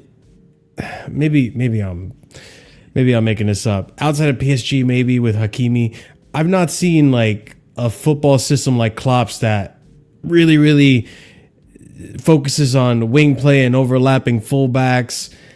And I also do feel I also do feel like to an extent, yes, Ahmed, you're right. I think Reese isn't able to do that. I mean, well, maybe he is, but like to the extent of how he used to, obviously he's more limited because he got hurt. It was a serious hamstring injury that fucked up both his hamstrings, to be honest, not just the one. And so once that happens to you, yeah, it'll take a few notches off the pace, which is a pretty important part of his game in terms of being able to overlap and come back in time, recovery defense and all that stuff. So, I mean, I'll go to Scott. Do you think Scott, I'm gonna make a light ball, Marshall, right? Because if you look at other leagues, for example, Serie A, for example, right, he would work in Serie A perfectly right now because the bomb up and down the pitch, overlapping. They use wing backs in that team. He'll be cooking. He'll be eating in Serie A, for example. Even the Bundesliga, you look at the way that they use their fullbacks. He would be cooking there too. Even bro, he would cook in Real Madrid, you know, right now. Low-key. Yeah, but to an extent though, Real Madrid, they play possession, they'd be up there. No, but in Real Madrid, for example, they essentially play with wing back because they play a back three right, Marshall. That's fair, Ahmed, and I know what you're trying to say, but none of that is affecting us at all, right? Like at the end of the day, no one really cares because at the end of the day, we're looking at what you need to do in the Premier League to win in the Prem and adapting to what's going on game in, game out in your domestic league, right? It's great that you bomb, you have bombing fullbacks in Serie A and the other leagues you mentioned. That's great. But in the Premier League, is it a prominent style of play that is like, I think at one point in football, not too long ago, 4-3-3 was unnecessary. 4-3-3 was a must. Wingers with overlapping fullbacks was a must, right? Are we still in that kind of football? Yes. Listen, again, as I said before. And what team, I guess, was being a good example? A lot of teams use overlapping fullbacks. So lower teams do, like Fulham do, don't they? I'm pretty sure as well, right? Fulham obviously does that in this league. Bournemouth does it in this league, right? With their fullbacks, right? A lot of teams still do that. I think ours is actually the special case, unironically, because obviously Moraskin for some reason thinks our wingers can do 2v1s, 1v2s. Like he's expecting. I swear to God, yeah. To be fair, my boy, my star boy Estevao can, but.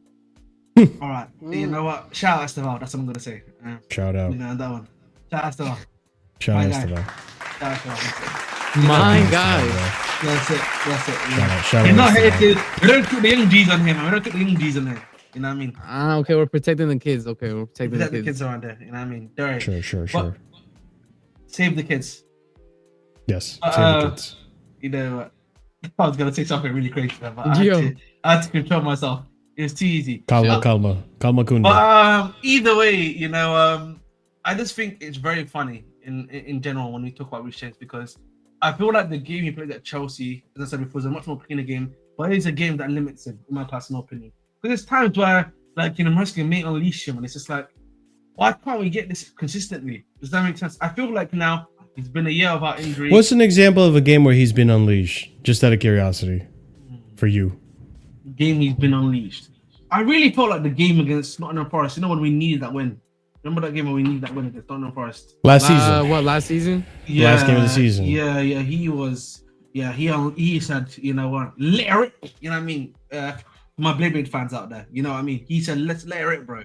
You know, and I feel like for me. Wait, you're not referring to the botch season. You're referring to last season, right? Yeah. Last season he literally let him out. Okay. Yeah. No, because he did the same thing in the pot season too, if you remember. Yeah, with Jackson got the goal, and exactly. we needed that win. So for me, I just feel like for me, I would just like to see him be used a bit more like that when he's available to be used. But what if this is now Reece James?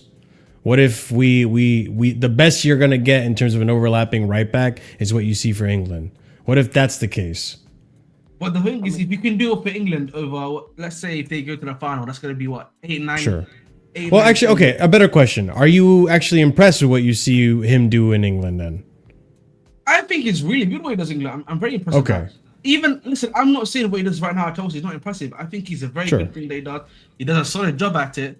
But I'm saying that there may be games where we could use him just like that. Does that make sense in an England game?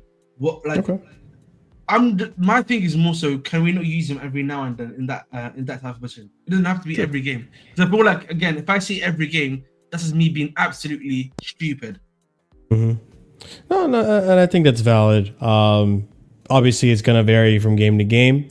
We know how Maresca is. And the most important thing when it comes to Reece is just manage the minutes, manage the legs. Because I think at this rate, with the way how he's been playing, if he can actually start to get some game, not that I would risk it, right? But if you really want to just assure yourself that he is now past this, if we can get 3 games in a row, 90 minutes, and I'm talking like, you know, Caicedo style, like Caicedo's playing Champions League, then Premier League, then like not 1 game a week. If you do 2 games a week and you can show that you have the endurance to do that, not that it's necessary, we can rotate, but just to know that you're solid, then maybe from there, we know your body is rigid enough to make sure you don't get hurt. Maybe there's some games now where we're going to just let you loose on that right back position. But it's going to depend on the game. Because obviously there's some games where we like Reece James to invert into midfield to give us another body in the middle, in the midfield, physicality, which is his, you know, MMO, like his MO, I should say, not MMO. That's not what I meant, but that's his MO. So yeah, we still continue to hope for the best for Reece and let this injury-free year continue on to 2 years and so on and so forth. Let's continue on to more about Chelsea and kind of what we were talking about, right? On Chelsea player rotation. It is important to note that this is a club-wide strategy, not merely whim of Enzo Maresca. So club pretty much emphasizing to Maresca, rotation is a must. We need these players to have longevity, right?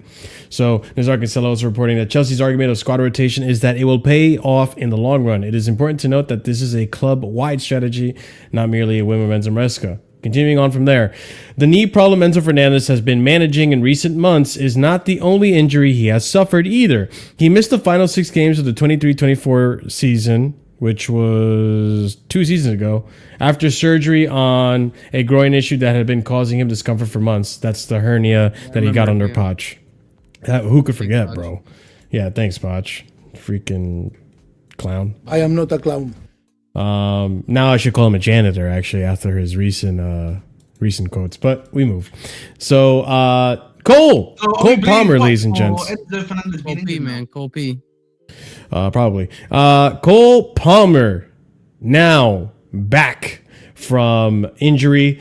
So surgery was never seriously considered as a solution to Cole Palmer's groin pain, but a decision was taken to allow him to recover properly rather than keep managing it after he was forced off against Manchester United after just playing 21 minutes. Palmer has returned to grass at Chelsea's common training ground and will step up his work as long as he does not suffer any setbacks from this point forward. Guys, I don't know if it's just me, and I talked about this in yesterday's Chelsea hour, which was late because of some car issues I had. But I talked about this yesterday. With Cole Palmer, have you guys also kind of forgot what we had in Cole Palmer? Like, I've been so focused on Estevao and how hype he's been, making me feel about what we could do. I forgot Cole Palmer's coming back, and he was our wonder boy before Estevao. Can I just be honest? He was playing trash when he was playing for us. Yeah, and then he got injured and he's been out again. Wait, so I mean, let me ask you it this. makes sense for you to forget. I hate to feel like that, but it wasn't just that. Because let's be fair, and Chris points this out all the time, and I think he's right to point it out. Last season, although Palmer, we did criticize the performances, some of them not good enough. Open play goals, a long streak of no open play goals in the Prem. Fair. But what's also fair is that last season, even during that stint of stinky games, he was creating chances. He still was top chance creator in the league. This is me with Cole Palmer, just so y'all understand, bro. This is me when I rewatched the Club World Cup final highlights. This is how I feel every time, bro. You know what happened to us? I'm like Ahmed, who's a fraud and forget the players have done for us. I don't forget, man. I don't forget. That's my guy. Oh my god, the joy he gave me, man. Ahmed's that emo kid. That's what I'm saying. Ahmed always trying to be edgy, man. Just say you missed it. Edgelord Ahmed, man. I'm gonna be honest. No, I'm always trying to do the negative gimmick. I'm actually giving like what's it called, Marshall? Like, I mean, he definitely had bad games. The reason why we didn't listen, even I forgot about Palmer. You're not alone. The reason we all forgot about him was because yes, Estevao was really good for us, obviously, because of him coming off the pitch. We were also winning games, which also helps when you obviously lost your star player too. And see, if we're being fair, he hasn't been playing good for quite a while too, bro. Right? But that's the point that I was getting at, Ahmed, and I'll let you respond. He's right. And Chris, you point this out every time. The chances he was creating and no one was clinical, and we had no striker. No, but listen, that's great that you're adding content, but that is not still shy away from the fact he still wasn't playing great. Like, if we're being fair. Does that make sense? For his standards. How about that? Second half season, there were some games he's quite bad. That's what I'm saying, like, from the second half of the season. Was it Southampton or something? Like, he missed like 3 golden opportunity chances or something like that. Like, he was... But I'm talking about like general performance-wise. Yeah, like when he's too slow on the ball and he's getting tackled. Generally performance-wise, he wasn't great. And then obviously he had this injury post-Club World Cup, right? After you had after you had a really good Club World Cup final, right? And then obviously we also went through like a few losses during the week that we had with him. If you remember the week that he got injured, we lost the Bayern midweek. People forget that. And he'd also come on for the 2-2 draw against Brentford. But either way, listen, end of the day, he wasn't playing that great. He then had Estevao come on, he started performing really well. He started winning games again, almost back to normal, barring the Sunderland game. And again, listen, that's why we forgot about him. Now, I would actually argue that's a good thing that we forgot about him, because then that means opposition sides have also forgotten about him too, if that makes sense, because he's not been playing for a while. So it helps Chelsea, that fact that he's been forgotten about. I'll be honest. I mean, like I said, I haven't forgot. I'm the Wolverine meme every night. Go to sleep, couple highlights, man. I'll never forget. I ain't gonna lie. I was watching Estevao comps, and then suddenly I saw the Palmer comps, and I was like, "Oh yeah, I forgot he can cook too." Forgive them, Palmer, for they know not what they do. He's been going for a month. Again, I think KP does not understand his overall performance since basically this JP's comment from last year December have not been great. Yes, he's had a few games here and there where he played well. I don't think any of us will deny, but his overall performance, bro, has not been great. I don't know why we can't say that about our best player. That's me being fair to him, by the way. I'm not even saying he's not had good games. I'm saying there's been games where he's played. I know what we said. You know what we said at Discord, actually. I remember like when we were watching the game of Wolves, like in the first half. Yes. Like we're defensively doing really well. We're doing all this. We're not creating no chances in that second half. I remember that. I'm not saying like we haven't forgot about, like you say, you forgot about Cole Palmer. Like we've been getting those results for sure. We're like, what was it, 5 points? That's not being contrarian because I said that consistently last year, and I still said it this year. So if you are contrarian for contrarian, that's up to you. But I've maintained this position for a long while, and I will continue to maintain that position. That's because you play, what's it called, a game or two well. Does not shy away from the catalogue of games that you still have not played as good. There's a good thing with this though, Ahmed. When Cole Palmer comes back, we can avoid now, hopefully, less of Neto and Garnacho, or even maybe getting together like Garnacho Neto or whatever you want to call it. So I think Scott said it. Garnacho. Yeah, like we're gonna avoid that less, hopefully. So when Cole Palmer comes back, hopefully. The thing about me, the only thing I worry about. The one thing I worry about, and this is because of Maresca and his substitutions, which I think all of us here agree, that he starts doing the thing where he's like, Palmer's basically untouchable, and I'm not gonna start something more. Right? That's the one thing I am worried about a little bit, right? Because remember last year when he was playing poorly, the justification, at least we had at the time, was that there was no one that was good. Did he have any real backups though? Like, that's what I was saying. We didn't really have backups, yeah. That's the point I was making, right? You didn't have any real backups. But this year, there's like, to see this year. But this year, obviously, you've got Estevao, who's clearly been having a great thing off the bench. I think Neto off the bench, I'll be honest, he's not been. I don't really think Neto's ever been good off the bench. That's not just good off the bench. That's not me. That's not me. That's not even me cooking Neto. That's just me being like, I feel like he's a guy that has to start games. Garnacho off the bench has been quite solid for us, I would assume, right? He's scored goals off the bench for us, essentially, so which is fine. Gittins is a work in progress. I think that's the best way to put it right now. With Gittins. Sure. So I would just like to hope, obviously, when he's not having these games, that he will be some Maresca. Sure. And with that, disagree. I bid you adieu. I'll see you guys on American Waffle. You off to RSM? Yeah. All right, I'll see you guys on American Waffle. Guys, stay tuned after the stream. This stream will redirect you over to Staffy TV, where you will be able to watch American Waffle, where me, Ahmed, RSM will be on there if you guys want to just, previewing the game on the weekend. Waffle on American Waffle.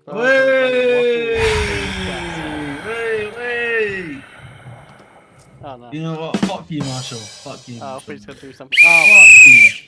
Fuck you, Marshall. 1 minute before the game ends. 1 minute before the game ends. In stoppage time, he gets sent off. I think he did a reshames actually. Reshames did that for Brian.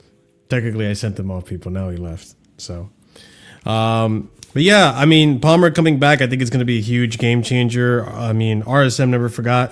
RSM is a true blue, and I am only a partial blue. So.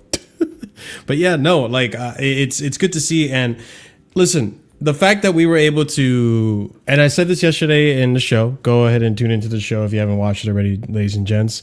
We're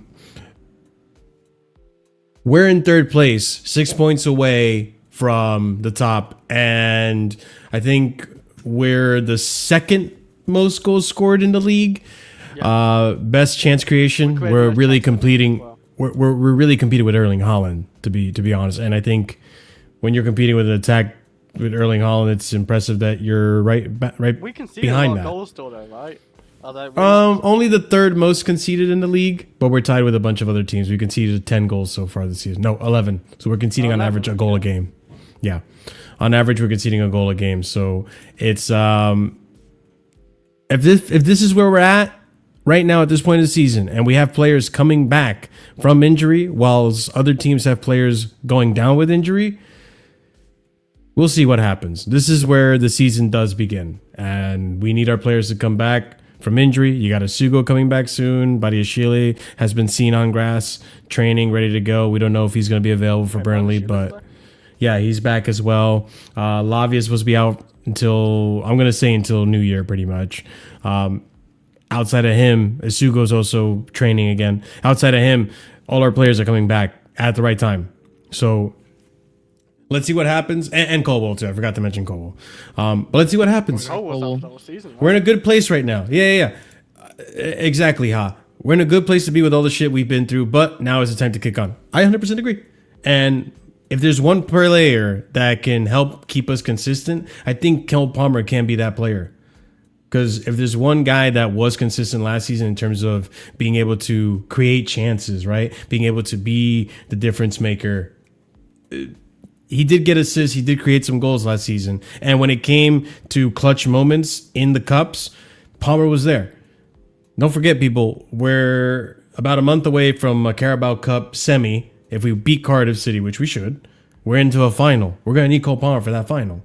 That's a cup. I'm telling you right now, I have so much faith in Palmer in finals. Like, I don't care what he does. Yeah. If we can drag Cole Palmer to a final, I know he's going to score in the final for us. Like, that's how confident I am. I like to see him play back on the right wing if he's on the final, because I don't know, like Cole Palmer on the right wing just hits different for goals and assists. Like, he just gets it.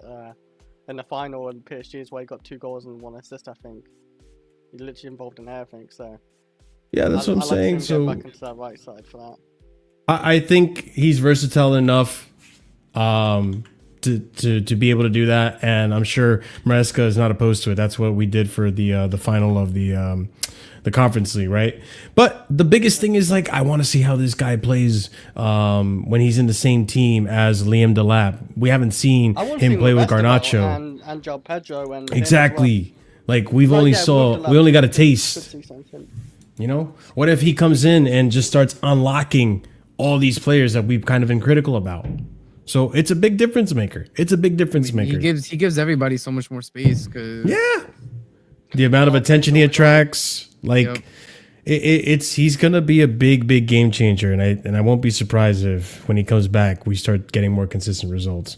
But yeah, that must all right. be from last season, by the way. The injury, like from the Club World Cup, and like he must have been carrying through that, because this season he's been like injured for most of it. So it must have been from like last season.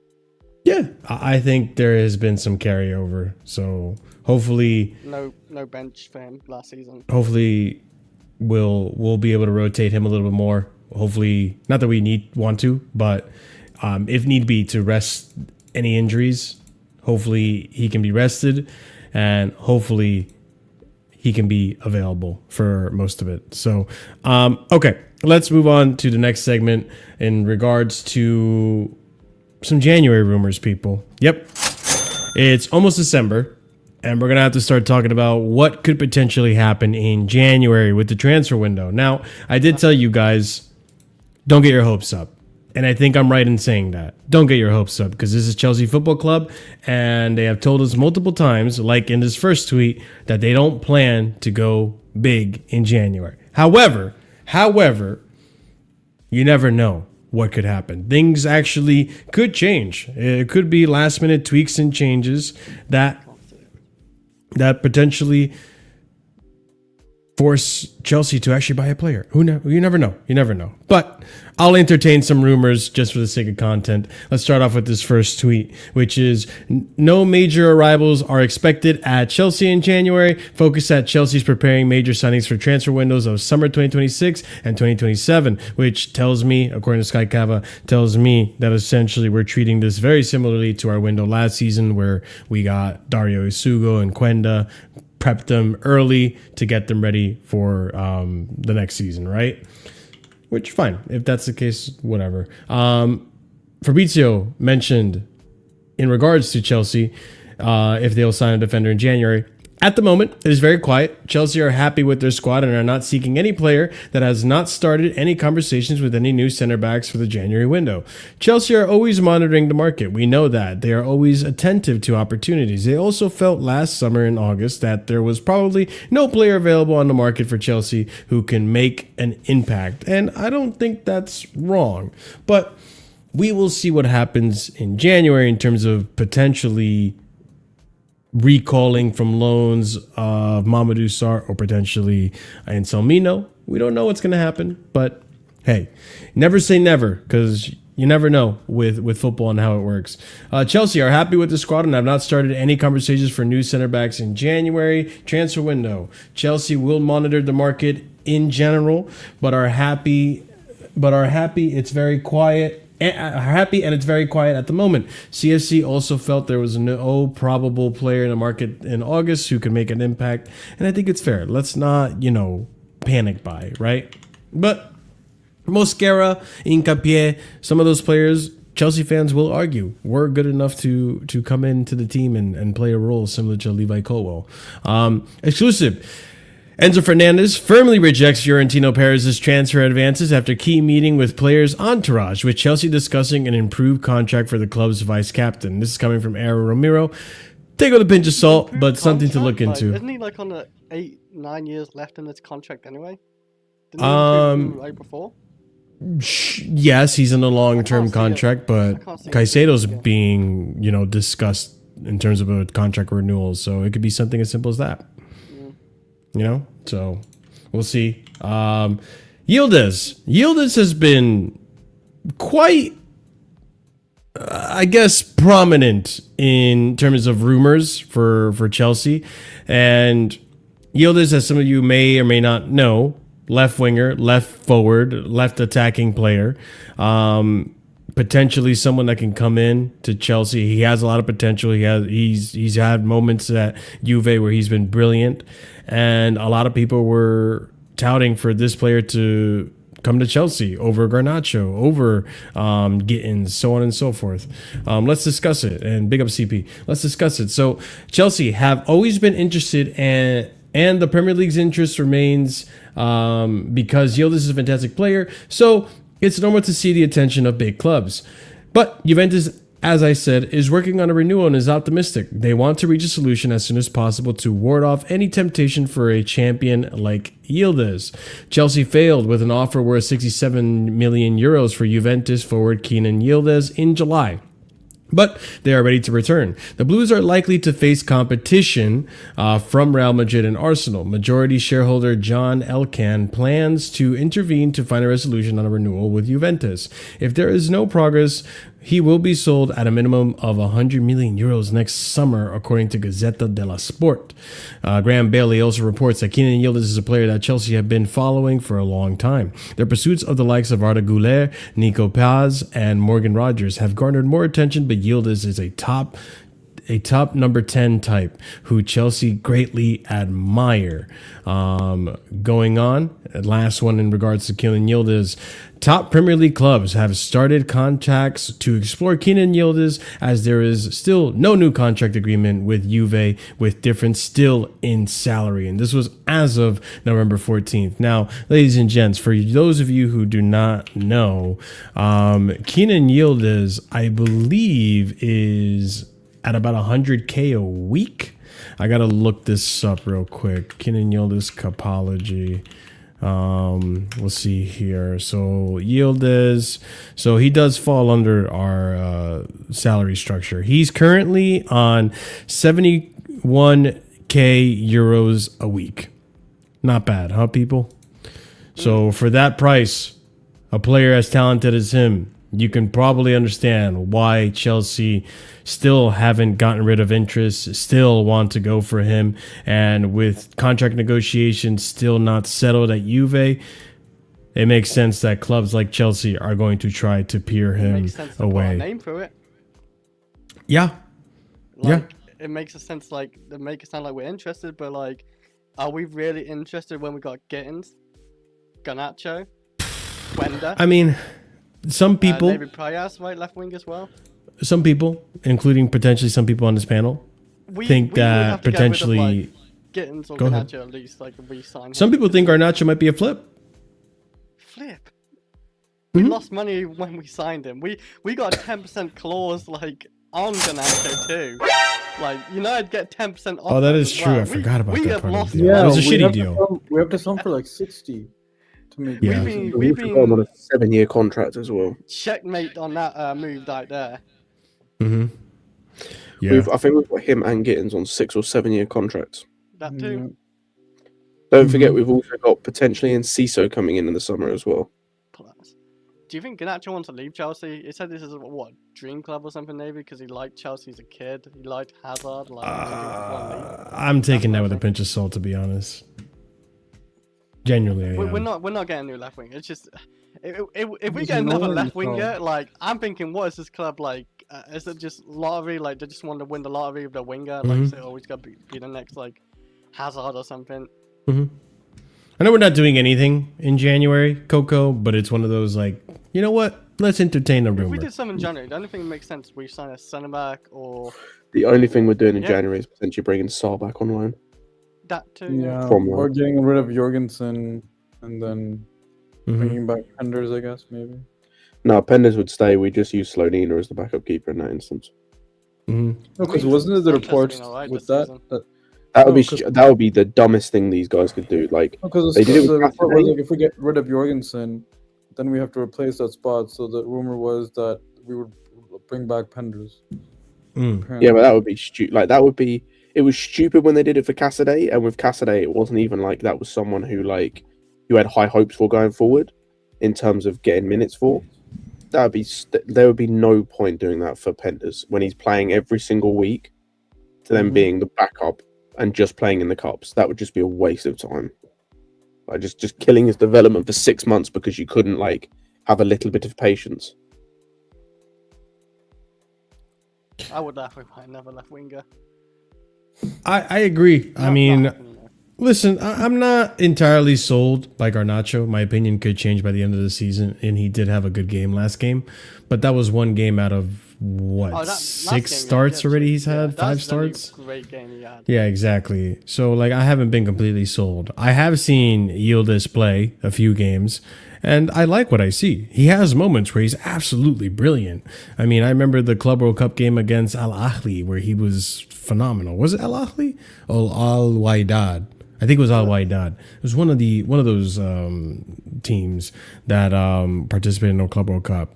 And he was impressive. He really grabbed my attention that game for sure. But in terms of attackers too, some other rumors to bring up as well. I had mentioned it briefly. Graham Bailey also touting this, that Chelsea are preparing a January approach for Real Madrid striker Endrick and are willing to give him a fresh start in the Premier League. The 19-year-old is eager for a reunion with his close friend Estevao, with the pair having risen through Palmeiras academy side by side. Lyon are also interested, with Madrid open to letting the younger forward leave the Bernabeu. He also said, Graham Bailey, I have been hearing Chelsea have been following Endrick's situation for weeks and are ready to offer him a chance to rebuild his career in West London. I think Chelsea have room in their star-studded squad for another striker. I don't know what you're talking about, my friend. Started squad for another striker in January, and I am now told that they could be in the ideal place for Endrick to kickstart his career. I don't think it's going to happen. Is this? Oh, it's not So happening. they spend a lot of money on Endrick. What you saying on? Well, Estevao? the thing is, Something? I'm sure this is true. I'm hearing Chelsea have been following Endrick's situation. I'm sure they have. He's not had like the great start with Real Madrid yet, though. I mean, he's He's probably not. not really played anyway. But we were He's, interested in back Endrick the- before he went to Madrid, so I obviously I think they're still monitoring the situation. But is it Yeah, actually they going to need happen? Estevao, fuck I don't that. think so. They don't need Estevao. Yeah, they got it's already too not many- happening. Endrick, you he's mean? like- I No, think I'm he's like saying they want Estevao, don't 90% confirmed going to Lyon. It hasn't been set in stone, but the rumblings are pretty loud about him going to Lyon, right? Really? On I loan? think the deal is almost agreed. Yeah. Yeah, Oh, on pretty loan, much. yeah, that makes sense because they're not going to use him. Mbappe's there. Oh, I mean, you could play him on the right wing, but then you got Rodrigo, or who else they play on the right? I'm trying to remember. Like, does anyone else? I don't know. Yeah. It's But yeah. hard for him anyway. He ain't gonna play that striker role with Mbappe. It's also like trust. I don't think Xabi Alonso wants to rely on him or trust in him to play him in some games, get some minutes, and see how he performs. So it could be a training thing as well. I have my doubts. I'm only speculating. But just the last rumor to bring up in terms of the striker situation, I figured I'd bring up Jackson as well. Jackson has little interest in returning to Chelsea, despite the 65 million euro obligation, which comes with his 16.7 million euro loan being difficult to achieve. He hopes even if he doesn't meet the 40-game clause, Bayern will commit to signing him permanently. not for that money. They won't.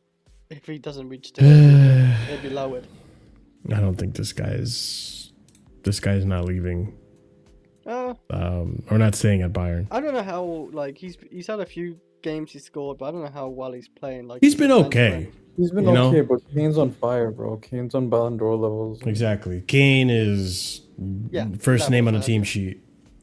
Like, there's no like debating who's starting that strike. Part of it is as well is like the only reason he's really playing as much is because they've moved Kane to 10, which like when Musiala's fit, that's not happening. Yep. So like he's only really playing because Musiala's injured. That's what I thought. Like, he's getting more minutes because Musiala is. When's he back? I don't know. Yeah, nasty Musiala. injury. I think around March was the rumored timeline. Ah, that's a while away still. I mean, March for Musiala? Yeah. that's a long way. Even if he comes back, he's not gonna come back the same. It's gonna take him a while. Yeah. I mean, hey, hopefully he. I still don't believe it. He had to start 40 games because that makes no sense. But, yeah, like if it's like play 40 games or something, it's still reachable to me. I don't know how many games he played. What, 7 games maybe? He's played 8 games in the league. Oh, in the league. So he's played a few. I don't know if I just count. Yeah, he's played can't count competitions. 11 games. 12 games in all comps. Okay. We'll see if he does hit like 40 games, like subbing on or whatever, and it's met, then that's good. But if he had to start 40 games, that's just outrageous. Of a deal. Yeah, he's never started 40 games. I mean, he's only started. Yeah, I know, it's impossible. He's only started 6 games so far. That's actually decent for him. I didn't expect him to start that many. Well, potentially 6. I don't know if he's No, I think he came off the bench in that game. I think he's only started 5 games. Sorry. Yeah. I pray he gets sold because we have no room at Chelsea now. I'm at that point where I just want him to get sold now because I'll be honest, he's been too loud about this whole thing. And listen, as much as people want to argue, oh, but we disrespected him and all this and that, like, I don't know. Like, I know the fandom weren't, on his side or wasn't on his side. His fan base. This great Chelsea fan base who is always fair, I know they weren't on his side. You're right. We are always fair because this guy's a fraud. You know what I'm saying? So he can hold it. Which But is how it is, now at this point, this guy's kind of been burning the bridges, and I don't think he meant to be loud. I just think he gets asked questions by these journalists. No, and he that, meant and to just be loud. answers. He I don't meant think. to be loud. No, but you remember, like, He's a before, petulant like, child. We Lukaku, see it right? the Like way he did plays. a whole ass interview in his own house and everything. I don't think he's doing that like type of level. Like he just gets asked questions. but Chris, well, he's not like Lukaku level, but just because he's not Lukaku level doesn't mean like. I just don't think he's like doing it on deliberate like that. Like you get asked questions, you just say, "I never." No, he's doing it deliberate. I'm sorry. He's PR trained. He's PR trained enough, and you know how petulant he was when he was playing for Chelsea, getting stupid reds. You think he's not gonna yap his mouth? Well, yeah, but like, that's what thinking. Like he might just not realize like what he's saying fully. So I guess like, he might have to go back to Chelsea. So he's just a dumbass overall. So a dumbass on the pitch. He's done some stupid things lately for Chelsea, so. Well, it's true. It's very true. Not every player is a smart person. I don't know who was it. Dele Alli. I mean, it's not like being really smart, but like he was amazed he can make beans on toast. So. Wait. Oh. Okay. I guess that is a pretty amazing feat if he's able to do it. But listen, some rumors, people. Obviously, the rumblings are going to get louder as we get closer to the January transfer window. We're only a month and change away from that happening, so we are going to start hearing some rumors, and we'll actually start with the next rumor that we have rumbling, and that is going to be in regards to Jorgensen. But I figured let's talk about the goalkeeper situation because there's been a bit happening over the course of the last few weeks that I want to catch us up on in terms of the goalkeeper situation. We'll start up with this first tweet. Robert Sanchez speaking out in terms for The Athletic, saying the following: I have reached a very good level now. I am consistent. I have confidence. I have the fans behind me. Me. So everything helps a little more. That was November 2nd, so earlier this month, these quotes have come out. Sanchez on Spurs set piece thread: we worked this week to try to create space for me. The boys did it perfectly, and this is why I was able to claim so many. If we're talking in regards to, the throw-ins that we set up perfectly for and giving Sanchez space to claim balls in the air, so on and so forth. So Sanchez then goes on to say the following: the whole entrance for me into Chelsea in 2023 was difficult. difficult. I came in a rush. I only had 3 days of training, starting with a new manager, Botched Intro, and a new team before playing in his first game. It was a bit of a struggle. I got used to it only to get a massive injury on my knee at Christmas, which put me out for most of the second half of the season. I tried to come back stronger, and it was the new manager, Maresca, again. More new signings, sort of had to start all over again after the injury. And Sanchez also said, I feel confident, I am fit and at my best. I always felt settled because the club always told me I am number one. But on a personal level and my performance, I have to say yes. This is the most settled I have been at Chelsea. And listen, I'll be honest, as much as we clown on Sanchez for the bozo moments he had throughout several parts of last season and the season before that, this season so far, barring the United game, he's been all right. He's been relatively good, I'll even say, for us, in terms of cross-collecting, claiming balls, punching balls out of dangerous area, saves as well. Obviously, we want him to be quiet in between the sticks, but when the moment comes where you need to make a save, we want you there to make a save. And I think he's been all right this season outside of that United game. So if this is the Sanchez we're going to get when you're confident, when you're feeling this way, outside of the bozo gene that I know is in this player, where even at his most confidence, he'll confidently do something stupid. If it means you keep playing like this, then I hope that you remain confident and that the club and the fans continue to back you if it means you keep playing like this. When you play for one of the best teams in the world, a massive club, you are always going to be under pressure when the team or you don't perform. Obviously, being the last line of defense, you normally get the blame for it when it goes wrong, even if it is not your fault. But that's life I chose. That's the life I chose. It is what I like. I enjoy it. Another thing to bring up. This was something that went under the radar. U18 goalkeeper Freddie Burnell has signed today his first pro contract at Chelsea. Now, I know it doesn't mean much of anything. It could be a nothing burger, but it's another goalkeeper in the pipeline who could potentially be flipped or could potentially come into the team. But it's one to pay attention to, keep side eye on, back of your head, all that fun stuff, right? But Chelsea did sign another young goalkeeper who is currently in the U18s. Maignan now comes into play. So rumors stemming from October that I have saved. Chelsea continues to look for an experienced goalkeeper. They are considering two major options: a loan for Marc-Andre ter Stegen, who is lacking play time at FC Barcelona, but they are also considering Mike Maignan for next summer, according to Sasha Tabuleri. Gazzetta dello Sport reports that Chelsea and Bayern are positioning themselves to sign AC Milan goalkeeper Mike Maignan. Bayern will be needing a new goalkeeper when Manuel Neuer hangs his gloves up, and Chelsea need a new goalkeeper, period. The player is in a strong position with his contract expiring this summer. AC Milan goalkeeper Mike Maignan, whose contract expires at the end of the season, is determined to secure a move to Chelsea this summer, though he remains open to potential offers from Bayern Munich and Juve. Juve are aiming to persuade French goalkeeper Mike Maignan to sign for them once his AC Milan contract expires this summer. The 30-year-old has been linked to a move to Chelsea, according to Gazzetta dello Sport. And this is where this comes in. Jorgensen. Exclusive. Philip Jorgensen considers potential January exit to get more game time ahead of second half of the season. Decision up to Chelsea. Jorgensen open to new chapter ahead of World Cup playoffs with Denmark as well. If Jorgensen goes, then I do potentially see more of a chance that something like Maignan could potentially happen. Because then the way I see it is next season, potentially you loan Mike Penders again to have another season at Ligue 1. And then you have Maignan and Sanchez fighting for first spot with Jorgensen now out of the picture.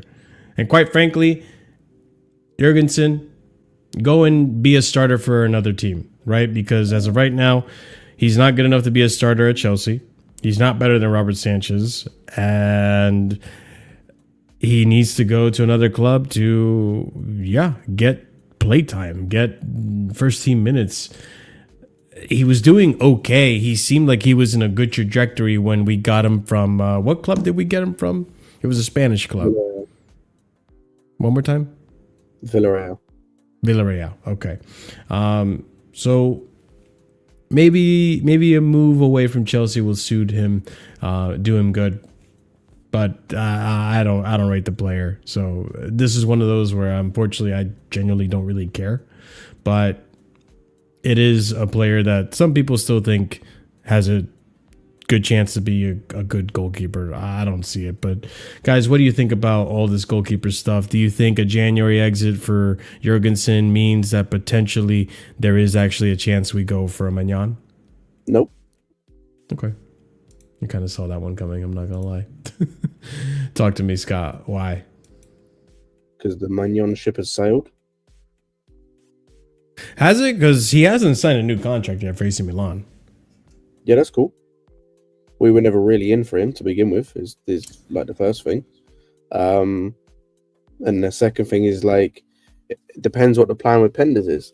If they're putting all this energy into Sanchez as well, and like it's clear that he's the number one until Penders comes in, then why would you sign Magnan? Because Magnan's better than him.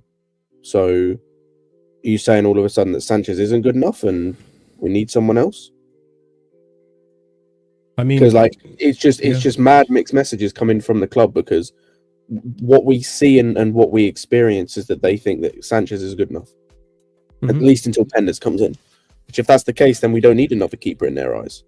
The only reason you go and get another goalkeeper of Magnan's level, I mean, like, even with Jorgensen leaving, I said it earlier, I think Slonina just becomes the backup until next season, and then you like reassess. You're not signing Magnan for him to be number 2.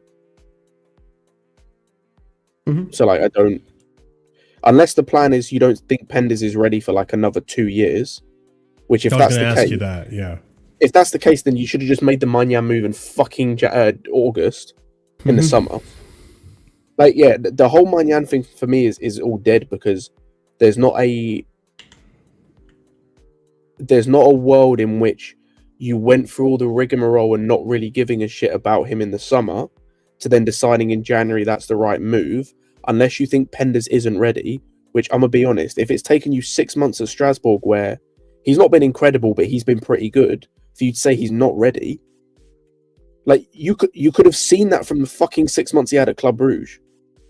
So yeah, like, the whole thing would just make no sense if we just decided that, yeah, we need to get Magnan now because he's not ready, because Penders isn't ready. Or unless the whole thing about Sanchez is a bunch of bullshit, which if that was the case, again, why didn't you just make the move in the summer? You're on mute, by the way. Well, let me ask you this. Obviously, what happened has happened. If you're Chelsea sporting director right now, what do you do? How do you approach this window and the summer window in terms of the goalkeeper situation? Say again. If you're Chelsea director right now, if you're Scott Lawrence Stewart, what? That's crazy. I'm sorry that I felt like got me. I can't lie, bro. Yeah, it's kind of like you're like giving Scott a slur. He's just called him the 2 people he hates the most. You just call him Scott Lawrence Stewart. I'm like, it's like you're giving him a racial slur. Okay. I'll change it. You're right. If you're Scott Follows, right? You just come through the window. You have power over the directors. You're the head honcho director, top of the pillar, right? If you're allowed to cook in the kitchen, right? What do you do with the goalkeeper situation in January and summer? I just like,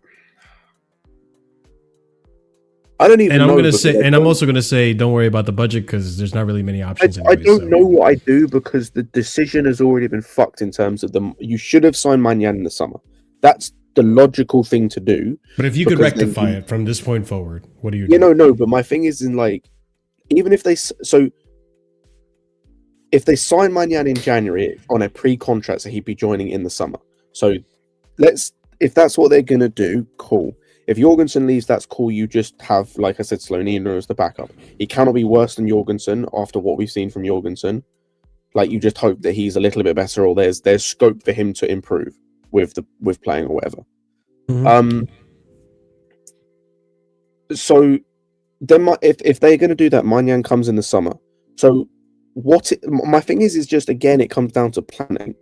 Like, I don't even think Manyan is the right signing anymore in terms of in this moment, because you're putting so much energy into Penders.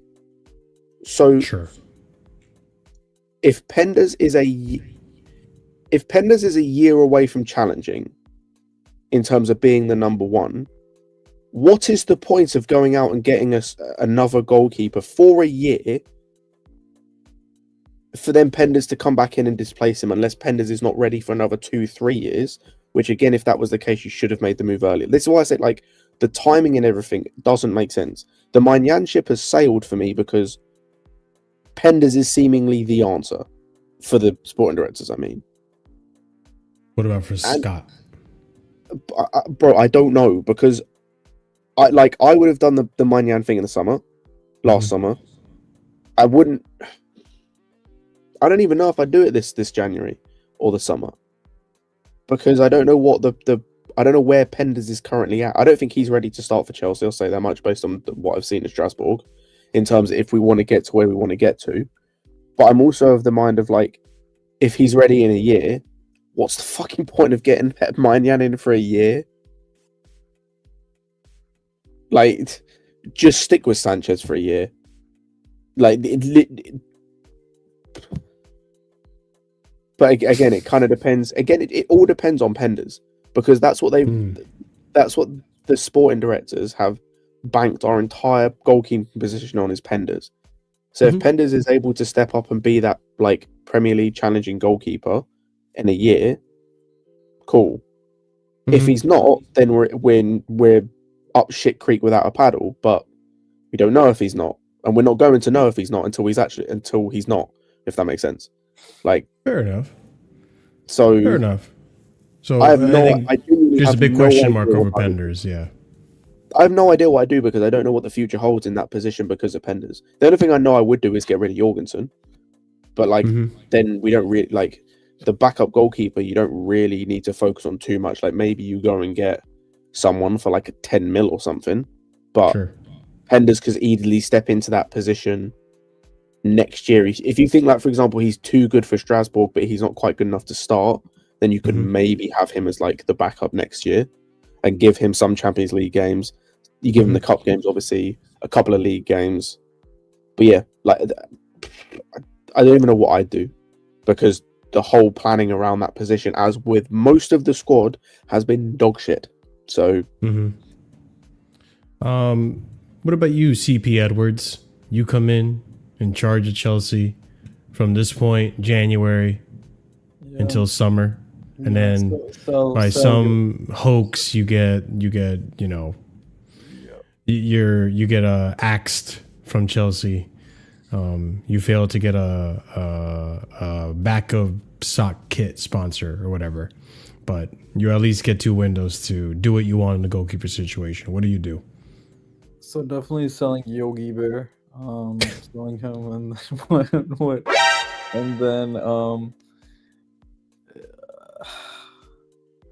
I don't want to say kind words yet to Sanchez, because just because if he plays the way he has been playing lately, after this next 9 days that we're gonna have, then I will, like, give him all the praise he needs, like, in terms of how he's been playing. I just don't want to jinx things. It's looking, we're looking decent in that, anyways. So I would honestly keep it the status quo, where Penders is our second choice option next season. Wow. Okay. And keep Sanchez as for now, but that opinion is subject to change by January if he decides to fucking shit the bed again. But yeah, it looks like no matter what, Pender should be our second choice goalkeeper by next season. It just depends on if Sanchez continues to improve in an upward trajectory, which he has been for since the United game. So 2 months now, you could say. Yeah, if he continues that form, because even though we talk about how shit our defense is and how shit Sanchez is, we still have like second most in clean sheets, I think, or he Third. did. Oh, in clean sheets, I don't know. Yeah, in goals conceded, I know we're like third. because I think Sanchez is second with clean sheets That's insane. in the Prem. Part of the other thing I as think well. top at the very minimum. I think he was. I'm forgetting if he's second. I think But- part of it as well Oh from my the God, Pender he is. side is also Told you, dependent second. on. He's one behind, right? He's one behind Raya. There's one behind Raya. That's I told actually you. wild. He's one behind Raya, dude, for Golden Glove. Bro, I don't. That's what I'm saying. Scott, imagine we That's end the so fucking season weird, bro. and I he can't wins the believe- Golden Glove. I can't believe I'm saying this, bro. I can't Bro, believe I'm saying the this league word. is cooked beyond compare. I know, but like our league is also like shitting on every other league, so it's just fucking World Cup going on. I'm not gonna lie. But That's yeah, wild. like I if didn't know Sanchez that. is now second in Golden Glove, and he hasn't been shitting the bed since United. Yeah. You know, some people are late bloomers. We also did criticize Cucurella for being shit for the first Yeah, that's true. years before he turned shit around. Listen, I mean, I'm like you guys, and rightfully so. I still have my doubts, right?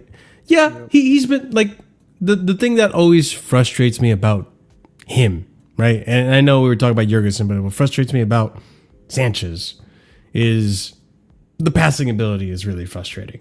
And from those passing moments come like I would say 75% of his bozo moments, right? Because there are some bozo moments that come despite the Counterattack that fuck passing. us over in Yep. transition. Yep. So that. So there's that, right? Even that has slightly improved this season. We've seen some games where it's like, wow, he's pinging some good passes in behind for X player and X that. And even some games where we're like criticizing Garnacho for making Sanchez look worse than he actually was because of horrible touches, not able to control passes from Sanchez. The way I see it is honestly, I'm old school. In January, if I'm Marshall Winstanley Stewart, I go and I do get Magnan still because I do believe in the player's ability and I do believe like let the best man win. Let's be competitive because I'm signing Magnan on a free. Like there's no transfer fee. I just have to pay the salary, and if he agrees to a certain salary, then we're good. We're good. You know, we're Gucci. So if I can get them to compete, kind of like Cudicini Czech days, right? Like, because Cudicini wasn't a bad goalkeeper by any means. Czech was just better. You know, Courtois Czech. Czech wasn't a bad goalkeeper, but, you know, Courtois eventually got the limelight. So if you can create that kind of a dynamic, not to say they're of that level, right? I'm not saying that. At least Magnan I could maybe make the argument for, but not Sanchez. But even next season, if you can have that dynamic and you essentially give Penders time to really, really find himself and develop himself and establish himself in Ligue 1 and in Strasbourg, plays some Europe. Next season, he's playing UCL if everything goes well actually, Euros, I'll say, Europa, right? We'll see what happens with the European football situation at Strasbourg. But next season, the ideal situation would be maybe he plays Champions League next season if he stays with Strasbourg, gets more game time to develop and more bigger occasions, bigger games to really mature. I think I'm okay with that. And then eventually maybe you ship Sanchez off, you keep Magnan or vice versa, or one or the other, and then you bring in Penders. But at that point, I feel like there's no rush because then we have good goalkeepers and Penders can really develop. Really take his time to really be that goalkeeper. So that's what I would do. But yeah, that's the goalkeeper situation. That's the scenario right now in January in terms of some rumors. There is another rumor going on that I'm gonna tie this to my next segment, actually. I'll put them both together because, honestly, they play the same exact position. One's actually supposed to be a left winger, naturally a left winger, but he's been playing on the right wing. And one is naturally a right winger who's been absolutely killing it in world football right now. CP knows exactly who I'm talking about. Let's talk about Estevao being on fire, but not only that, rumors of Rodrigo rising up again. So let's get into it. Fabrizio Romano reporting that what I'm getting from Chelsea sources is very clear. With the maximum respect to Rodrigo, Chelsea are not in negotiations. No talks with the players or Madrid's or the players' camp or Madrid. There's zero going on between them. On Rodrigo, it's important to say that in the last 24 hours, we had links with Chelsea. From Brazil, they mentioned Chelsea are a possible solution for Rodrigo between the January transfer window or the summer. At the moment, what I'm getting as an answer from Chelsea sources is very clear. With maximum respect, not interested in Rodrigo. Matt Law also saying, I can't see any world in which Rodrigo becomes the interest to Chelsea. Salary, position, recent history of how his career has gone. Also, the players that Chelsea have invested in similar positions, don't see it at all. And I think most of us agree with that. Fabrizio saying, from what I'm told, Rodrigo is not even on the list at Chelsea. At the moment, there is absolutely zero in these reports on Rodrigo. And chat, let me know, would you still be interested in bringing in Rodrigo? Is this still of interest to you? Because I know some of you probably still want Rodrigo at Chelsea, but let me know in the chat. This brings me to Estevao, who has been absolutely scintillating in world football right now, and rightly so. He has been distracting me from the fact that I have missed Cole Palmer in this team. It's phenomenal to see it. So Celestial talk on in regards to Estevao. One thing is clear. Without Neymar, Brazil is Estevao's team. Vinicius Jr., Rodrigo, all play a secondary role to him. Estevao is a level above. Strong words for Estevao. Estevao has picked up 3 Man of the Match awards in his 4 starts for Brazil. Estevao winning his last 5 starts. This isn't including, what was the last game they played, CP? It was Turkey? No. Tunisia. Not including Tunisia, where he also scored, right? Estevao's last 5 starts. Senegal, Karabakh, Wolves, Ajax, South Korea, 6 goals in 5 starts, make it 7 goals in 6 starts. Estevao, since joining Chelsea, goal against Leverkusen, assists against West Ham, goal against Chile, goal against Liverpool, goal against South Korea, another goal against South Korea, another goal against Ajax, Wolves, Karabakh, Senegal. All games he was involved in, all games he got goals in. International goals at the age of 18, 4 for Estevao. Messi and Ronaldo had 2 combined by the age of 18. International goals, Phil Foden got 4. Estevao has 10. Estevao has 10 with only 10 caps, but Foden had 46 caps and only has 4 goals. Estevao reaches 10 GNA for club and country this season as he scores again for Brazil. 3 goals in the last 3 games with El Celestial. Bro, this is another one that's insane to see. Let me actually look at it this way. Games it took to score 5 international goals. Estevao, 11. Lamine Yamal, 20. Vinicius Jr., 32. Writing's on the wall, Vinicius. Writing is on the wall. He's only 3 behind Vinny, dude. It's not even that hard. Yeah, he really is. So the pace he's going at is amazing. And the plaudits couldn't be from the most reputable people in the football world. Ancelotti coming out and saying Estevao has incredible amount of talent. It's a surprise that this level at his age, he's good at finishing, has a lot of magic, and he works very hard. I can say this, with Estevao, Brazil has a guaranteed future. Eden Hazard had this to say as well. Estevao, this is the kind of player that comes in once in a lifetime. Chelsea didn't just get a talent, they picked one of the next generation. We continue on. Lionel Messi didn't play 30,000 minutes in a season until he was 21 years old. If it's good enough for the GOAT, it's good enough for the star boy. This is in reference to all the criticisms in regards to the amount of minutes that has been given to Estevao. We continue on. The night Estevao announces himself at the Emirates, Estevao becomes the first player to score 4 goals in his first 4 international appearances. Had phenomenal game against this Senegal, right? Yeah. Senegal was at the Emirates. We continue on. Real Madrid are incredibly uncomfortable internally with their decision not to pursue Estevao while he was still at Palmeiras. Although the club scouted and analyzed him, they ultimately chose not to open negotiations, a call now viewed with regret given his rapid impact at Chelsea and with the Brazilian nationality, according to ESPN Brazil. According to internal sources at Chelsea, officials and members of coaching staff believe that within 3 seasons, Estevao can reach the status of one of the 10 best players in the world. And you know what? I'm going to back that statement.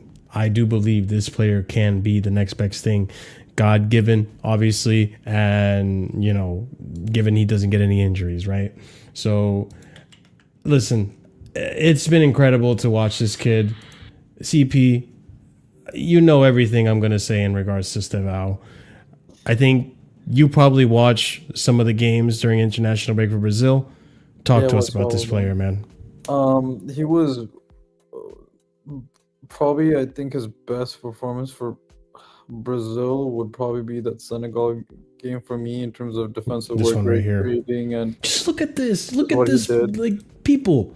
I'm just gonna slow it down. This is incredible. Like, reads the ball, knows it's a 50-50, but knows how to put his foot to just makes it look easy, people. Go ahead. Sorry, CP.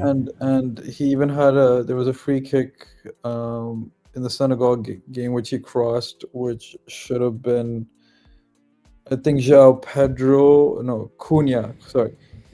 Cunha hit the post with that. So he's a very good crosser. I'm not going to lie. In terms of the corners, like, I would say I would put him as probably our key person when we're trying to end swing on that side. I would say in the first half of the Tunisia game, a little bit quieter, but came alive again on the second half. Again, the best attacking threat, 2 games in a row at the very least for Brazil. Had a chance in the 93rd minute where he just hit the post to win them the game. Brazil had a second pen because the first one was really great by Estevao, a powerful shot, and then they gave it to Paqueta, who fucking shot the bed. Sure. So it looks like Estevao might just be a key penalty taker now for Brazil as well. Convincing penalties too, to be honest. Yeah, like very powerful ones. So overall he's doing his thing. I think,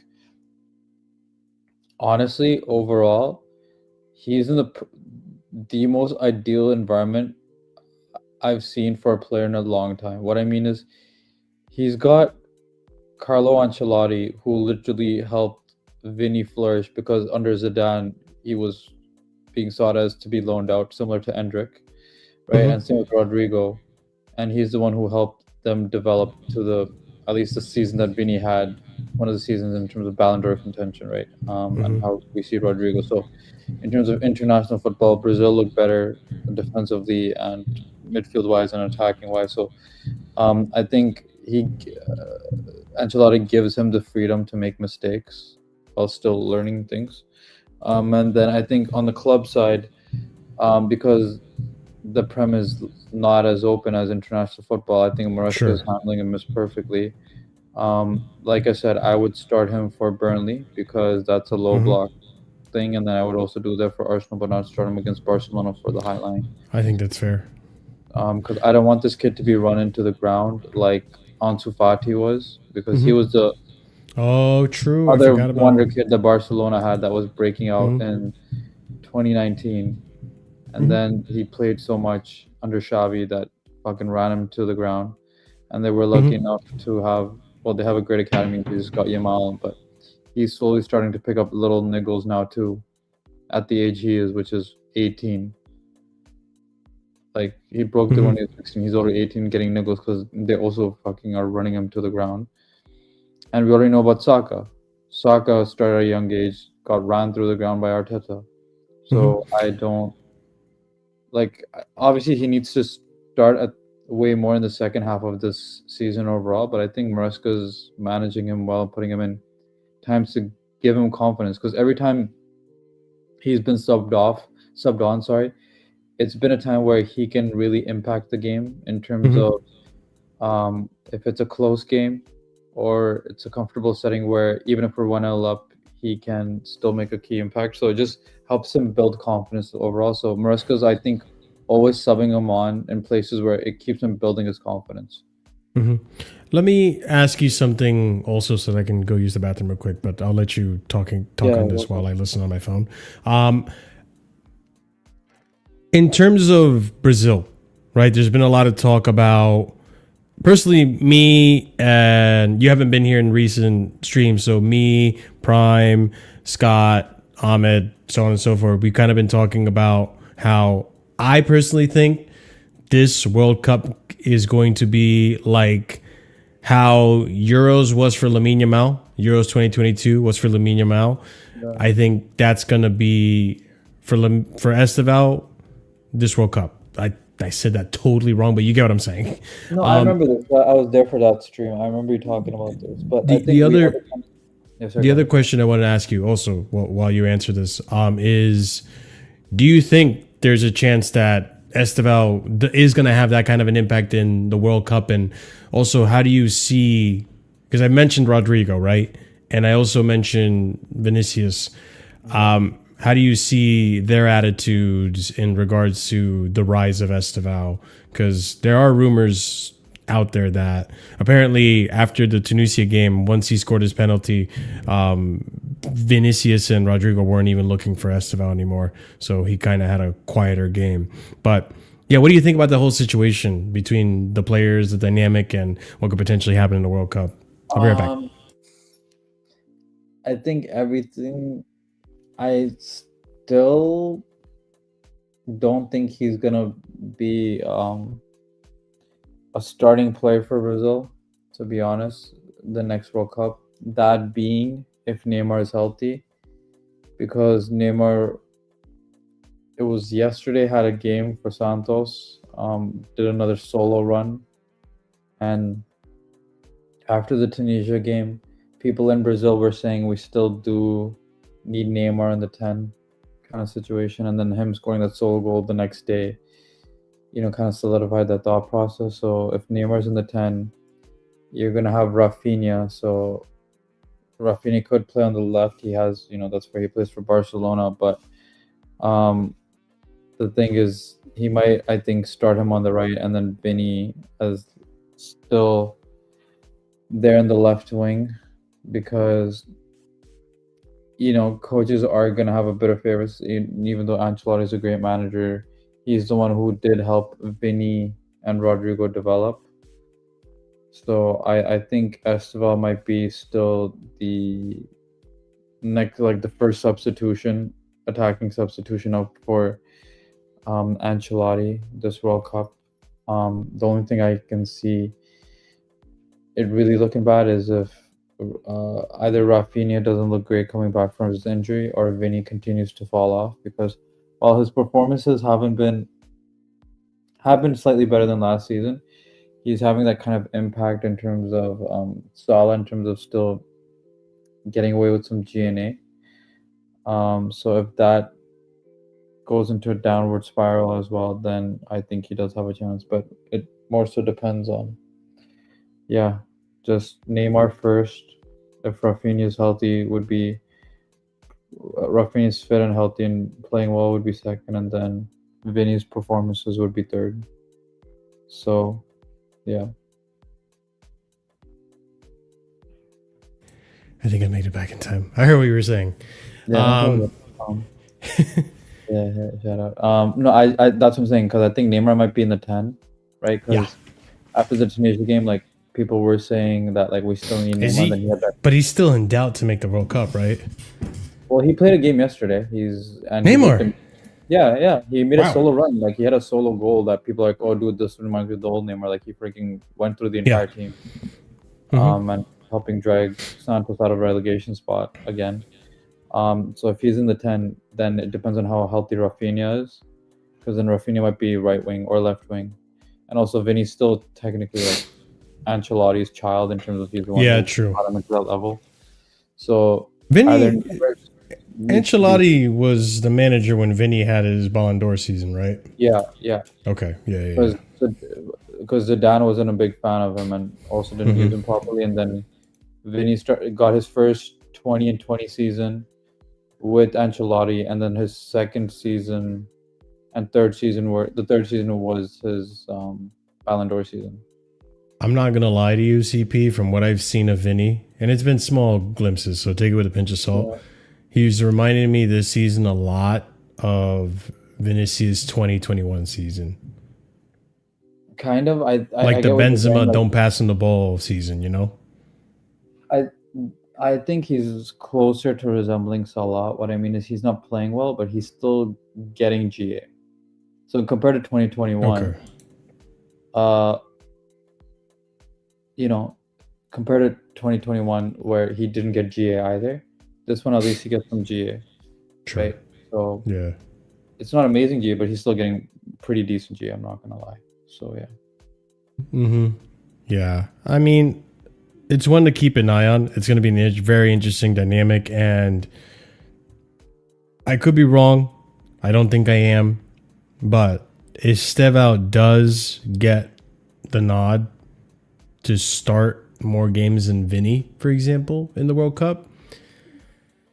I don't think Vinny's going to keep quiet about it. I could be wrong. Time will tell. Because I just don't think... I can't speak on Rodrigo. I feel like Rodrigo's always kind of kept his head down and just got to work. But I think Vinny doesn't... He has the ego. And I don't think he'll keep quiet about not playing for Brazil. So, or not starting more games in the World Cup.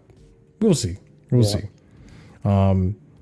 We're going to end it on this last topic, ladies and gents. One more talk before we call it and go over to American Waffle to Waffle about what's going to happen this weekend. So if you haven't done so already, smash up the like button. If you are new here, subscribe to the channel. Plenty of content like this to come in the upcoming weeks of returning back to football until the next international break. The content on Casually FC is going to be nonstop. So if you're interested in nonstop content, which I'm sure you are, be sure to subscribe to the channel. Help us get to the 5K subscriber mark we're trying to get to. If you have some points, hype up the video. Helps us out tremendously as well.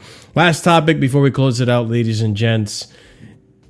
It's going to be on some Lavia rumors. And not necessarily Lavia rumors, but rumors about what was apparently going to happen in the summer prior to this season. And you may or may not already know what I'm talking about, CP. So rumor has it, according to, I didn't put this in the right order. Dang it. Oh, well, it's okay. We'll read the tweet when we get to it. Chelsea denies the rumors that it offered Romeo Lavia as part of the deal for Garnacho.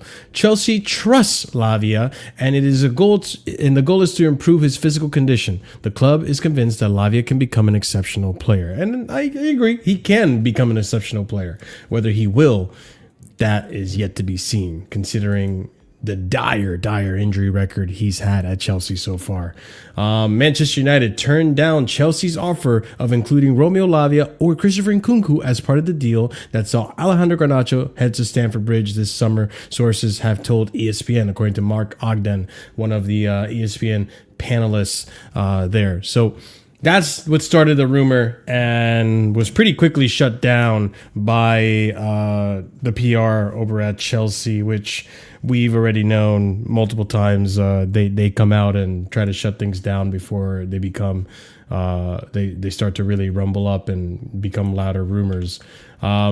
Chelsea also, apparently, according to Fabrizio Romano, Chelsea originally offered Tariq George as part of a deal for Alejandro Garnacho, which I don't even know if I'd want to do that. I'd rather just keep Tariq George if that's the case. But it didn't work out. And we ended up paying, what 45 mil for Garnacho?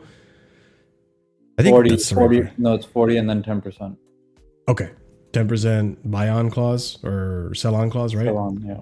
Yeah. So we mentioned this briefly backstage about, you know, with Yildiz and all that stuff, what could potentially happen to Garnacho. I should know, we just talked about it on stage. What am I talking about? Would you have been okay if we sent Tariq George the other direction and Alejandro Garnacho came to us? No. Yeah. Because What about Lavia? Definitely no for Lavia, right? Oh, you're on the fence. If I could do Lavia for Kobe Manu, I might. I think that's valid.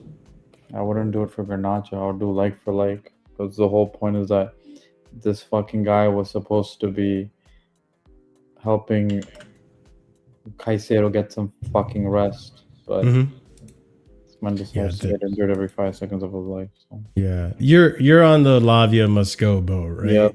Get him out. Is that going to change at all for you this season, you reckon? Or what needs to happen for that to change? No, and his one Liverpool performance in the second half of the season, it's not going to change that either. He needs to show. The only way it's going to change is if he comes back, because he said it's going to be gone for a month, let's say. So if he comes back in January and doesn't get injured for the rest of the season, then sure. But if he gets injured again, fuck this shit. I'm done. I don't have time for this nonsense. I don't disagree. I don't disagree with that. We need cover for Caicedo, and we can't rely on this injury-prone guy who we see the potential of every Liverpool game. Yeah. It was brought up in one of the last shows, but I think part of what the problem is, not even the problem, but why it's not going to happen, is because he's on such low wages that it's more valuable to see if he can stay fit and impact the team than get rid of him for what could be, or if he blows up another team. I don't know. Like, I understand why they're not in a hurry to get rid of him. If he does remain fit, then he is an amazing player. But, you know, with the wage he's on, they can afford to wait. And I don't think anything will happen this summer. Obviously, barring if injuries and not, right? If he stays fit, obviously nothing's going to happen until the summer. But if he is to get hurt again from here till the summer, then maybe conversations change, right? But who's to say? We don't know what's going to happen. It's rumors for now, obviously, that the club has denied. Who knows? They could be true. They could actually be true. And he was, you know, in the forefront as a player to load off of the Chelsea roster or the Chelsea squad. So it could also be very true that they were trying to get rid of him and they're denying it too. So we'll see. It's one to keep an eye on, because I think there is a good portion, including CP, of the fan base that are fed up with the injuries. They're ready to move on, give more play time to the Santos, give more chances to Isugo, find another midfielder, whether it be Mente or whatever, that could come in and do a similar role. And we'll go from there. But yeah. Any final thoughts, CP, before we close it out? Please be Burnley. It's 7:30 in the morning for us in the East Coast and 4:30 in the morning in the West Coast. Please, for the love of God, be Burnley. Yeah, Please. It's an insane hour for the West Coast people. But and it's on a Saturday, so if you win, then we can relax and laugh at everyone else's misery, because you're gonna have Tottenham versus Arsenal. Are we the first game of the Premier League week? I think we are. Like one of us. I don't think there's another fixture no prior. I think we're the first fixture. We're the very first. We're the first fixture to kick off the match week 12. Yeah. Yep. And if we can win this long stretch of win, then we can just relax and, you know, to watch the Spurs and Arsenal game in a comfort, right? That's what I'm saying. Yeah. Mm-hmm. So please I agree. Put the pressure on, really, on those teams. Because, again, we're only 6 points behind. So, like, Chelsea, don't do this thing where you're making the fan base believes. Stress. Especially with Estevao balling in the international break, too. So you're like... And Cole Palmer coming back. And then the pictures of Palmer coming back. So now we're extra believing. Yeah. And we're extra believing because if we win against Burnley, and if, God willing, even if it's a draw for Spurs and Arsenal, then that Arsenal-Chelsea game is gonna mean that we can maybe top them or be 1 point behind them because of the draw situation with them. So And listen, it's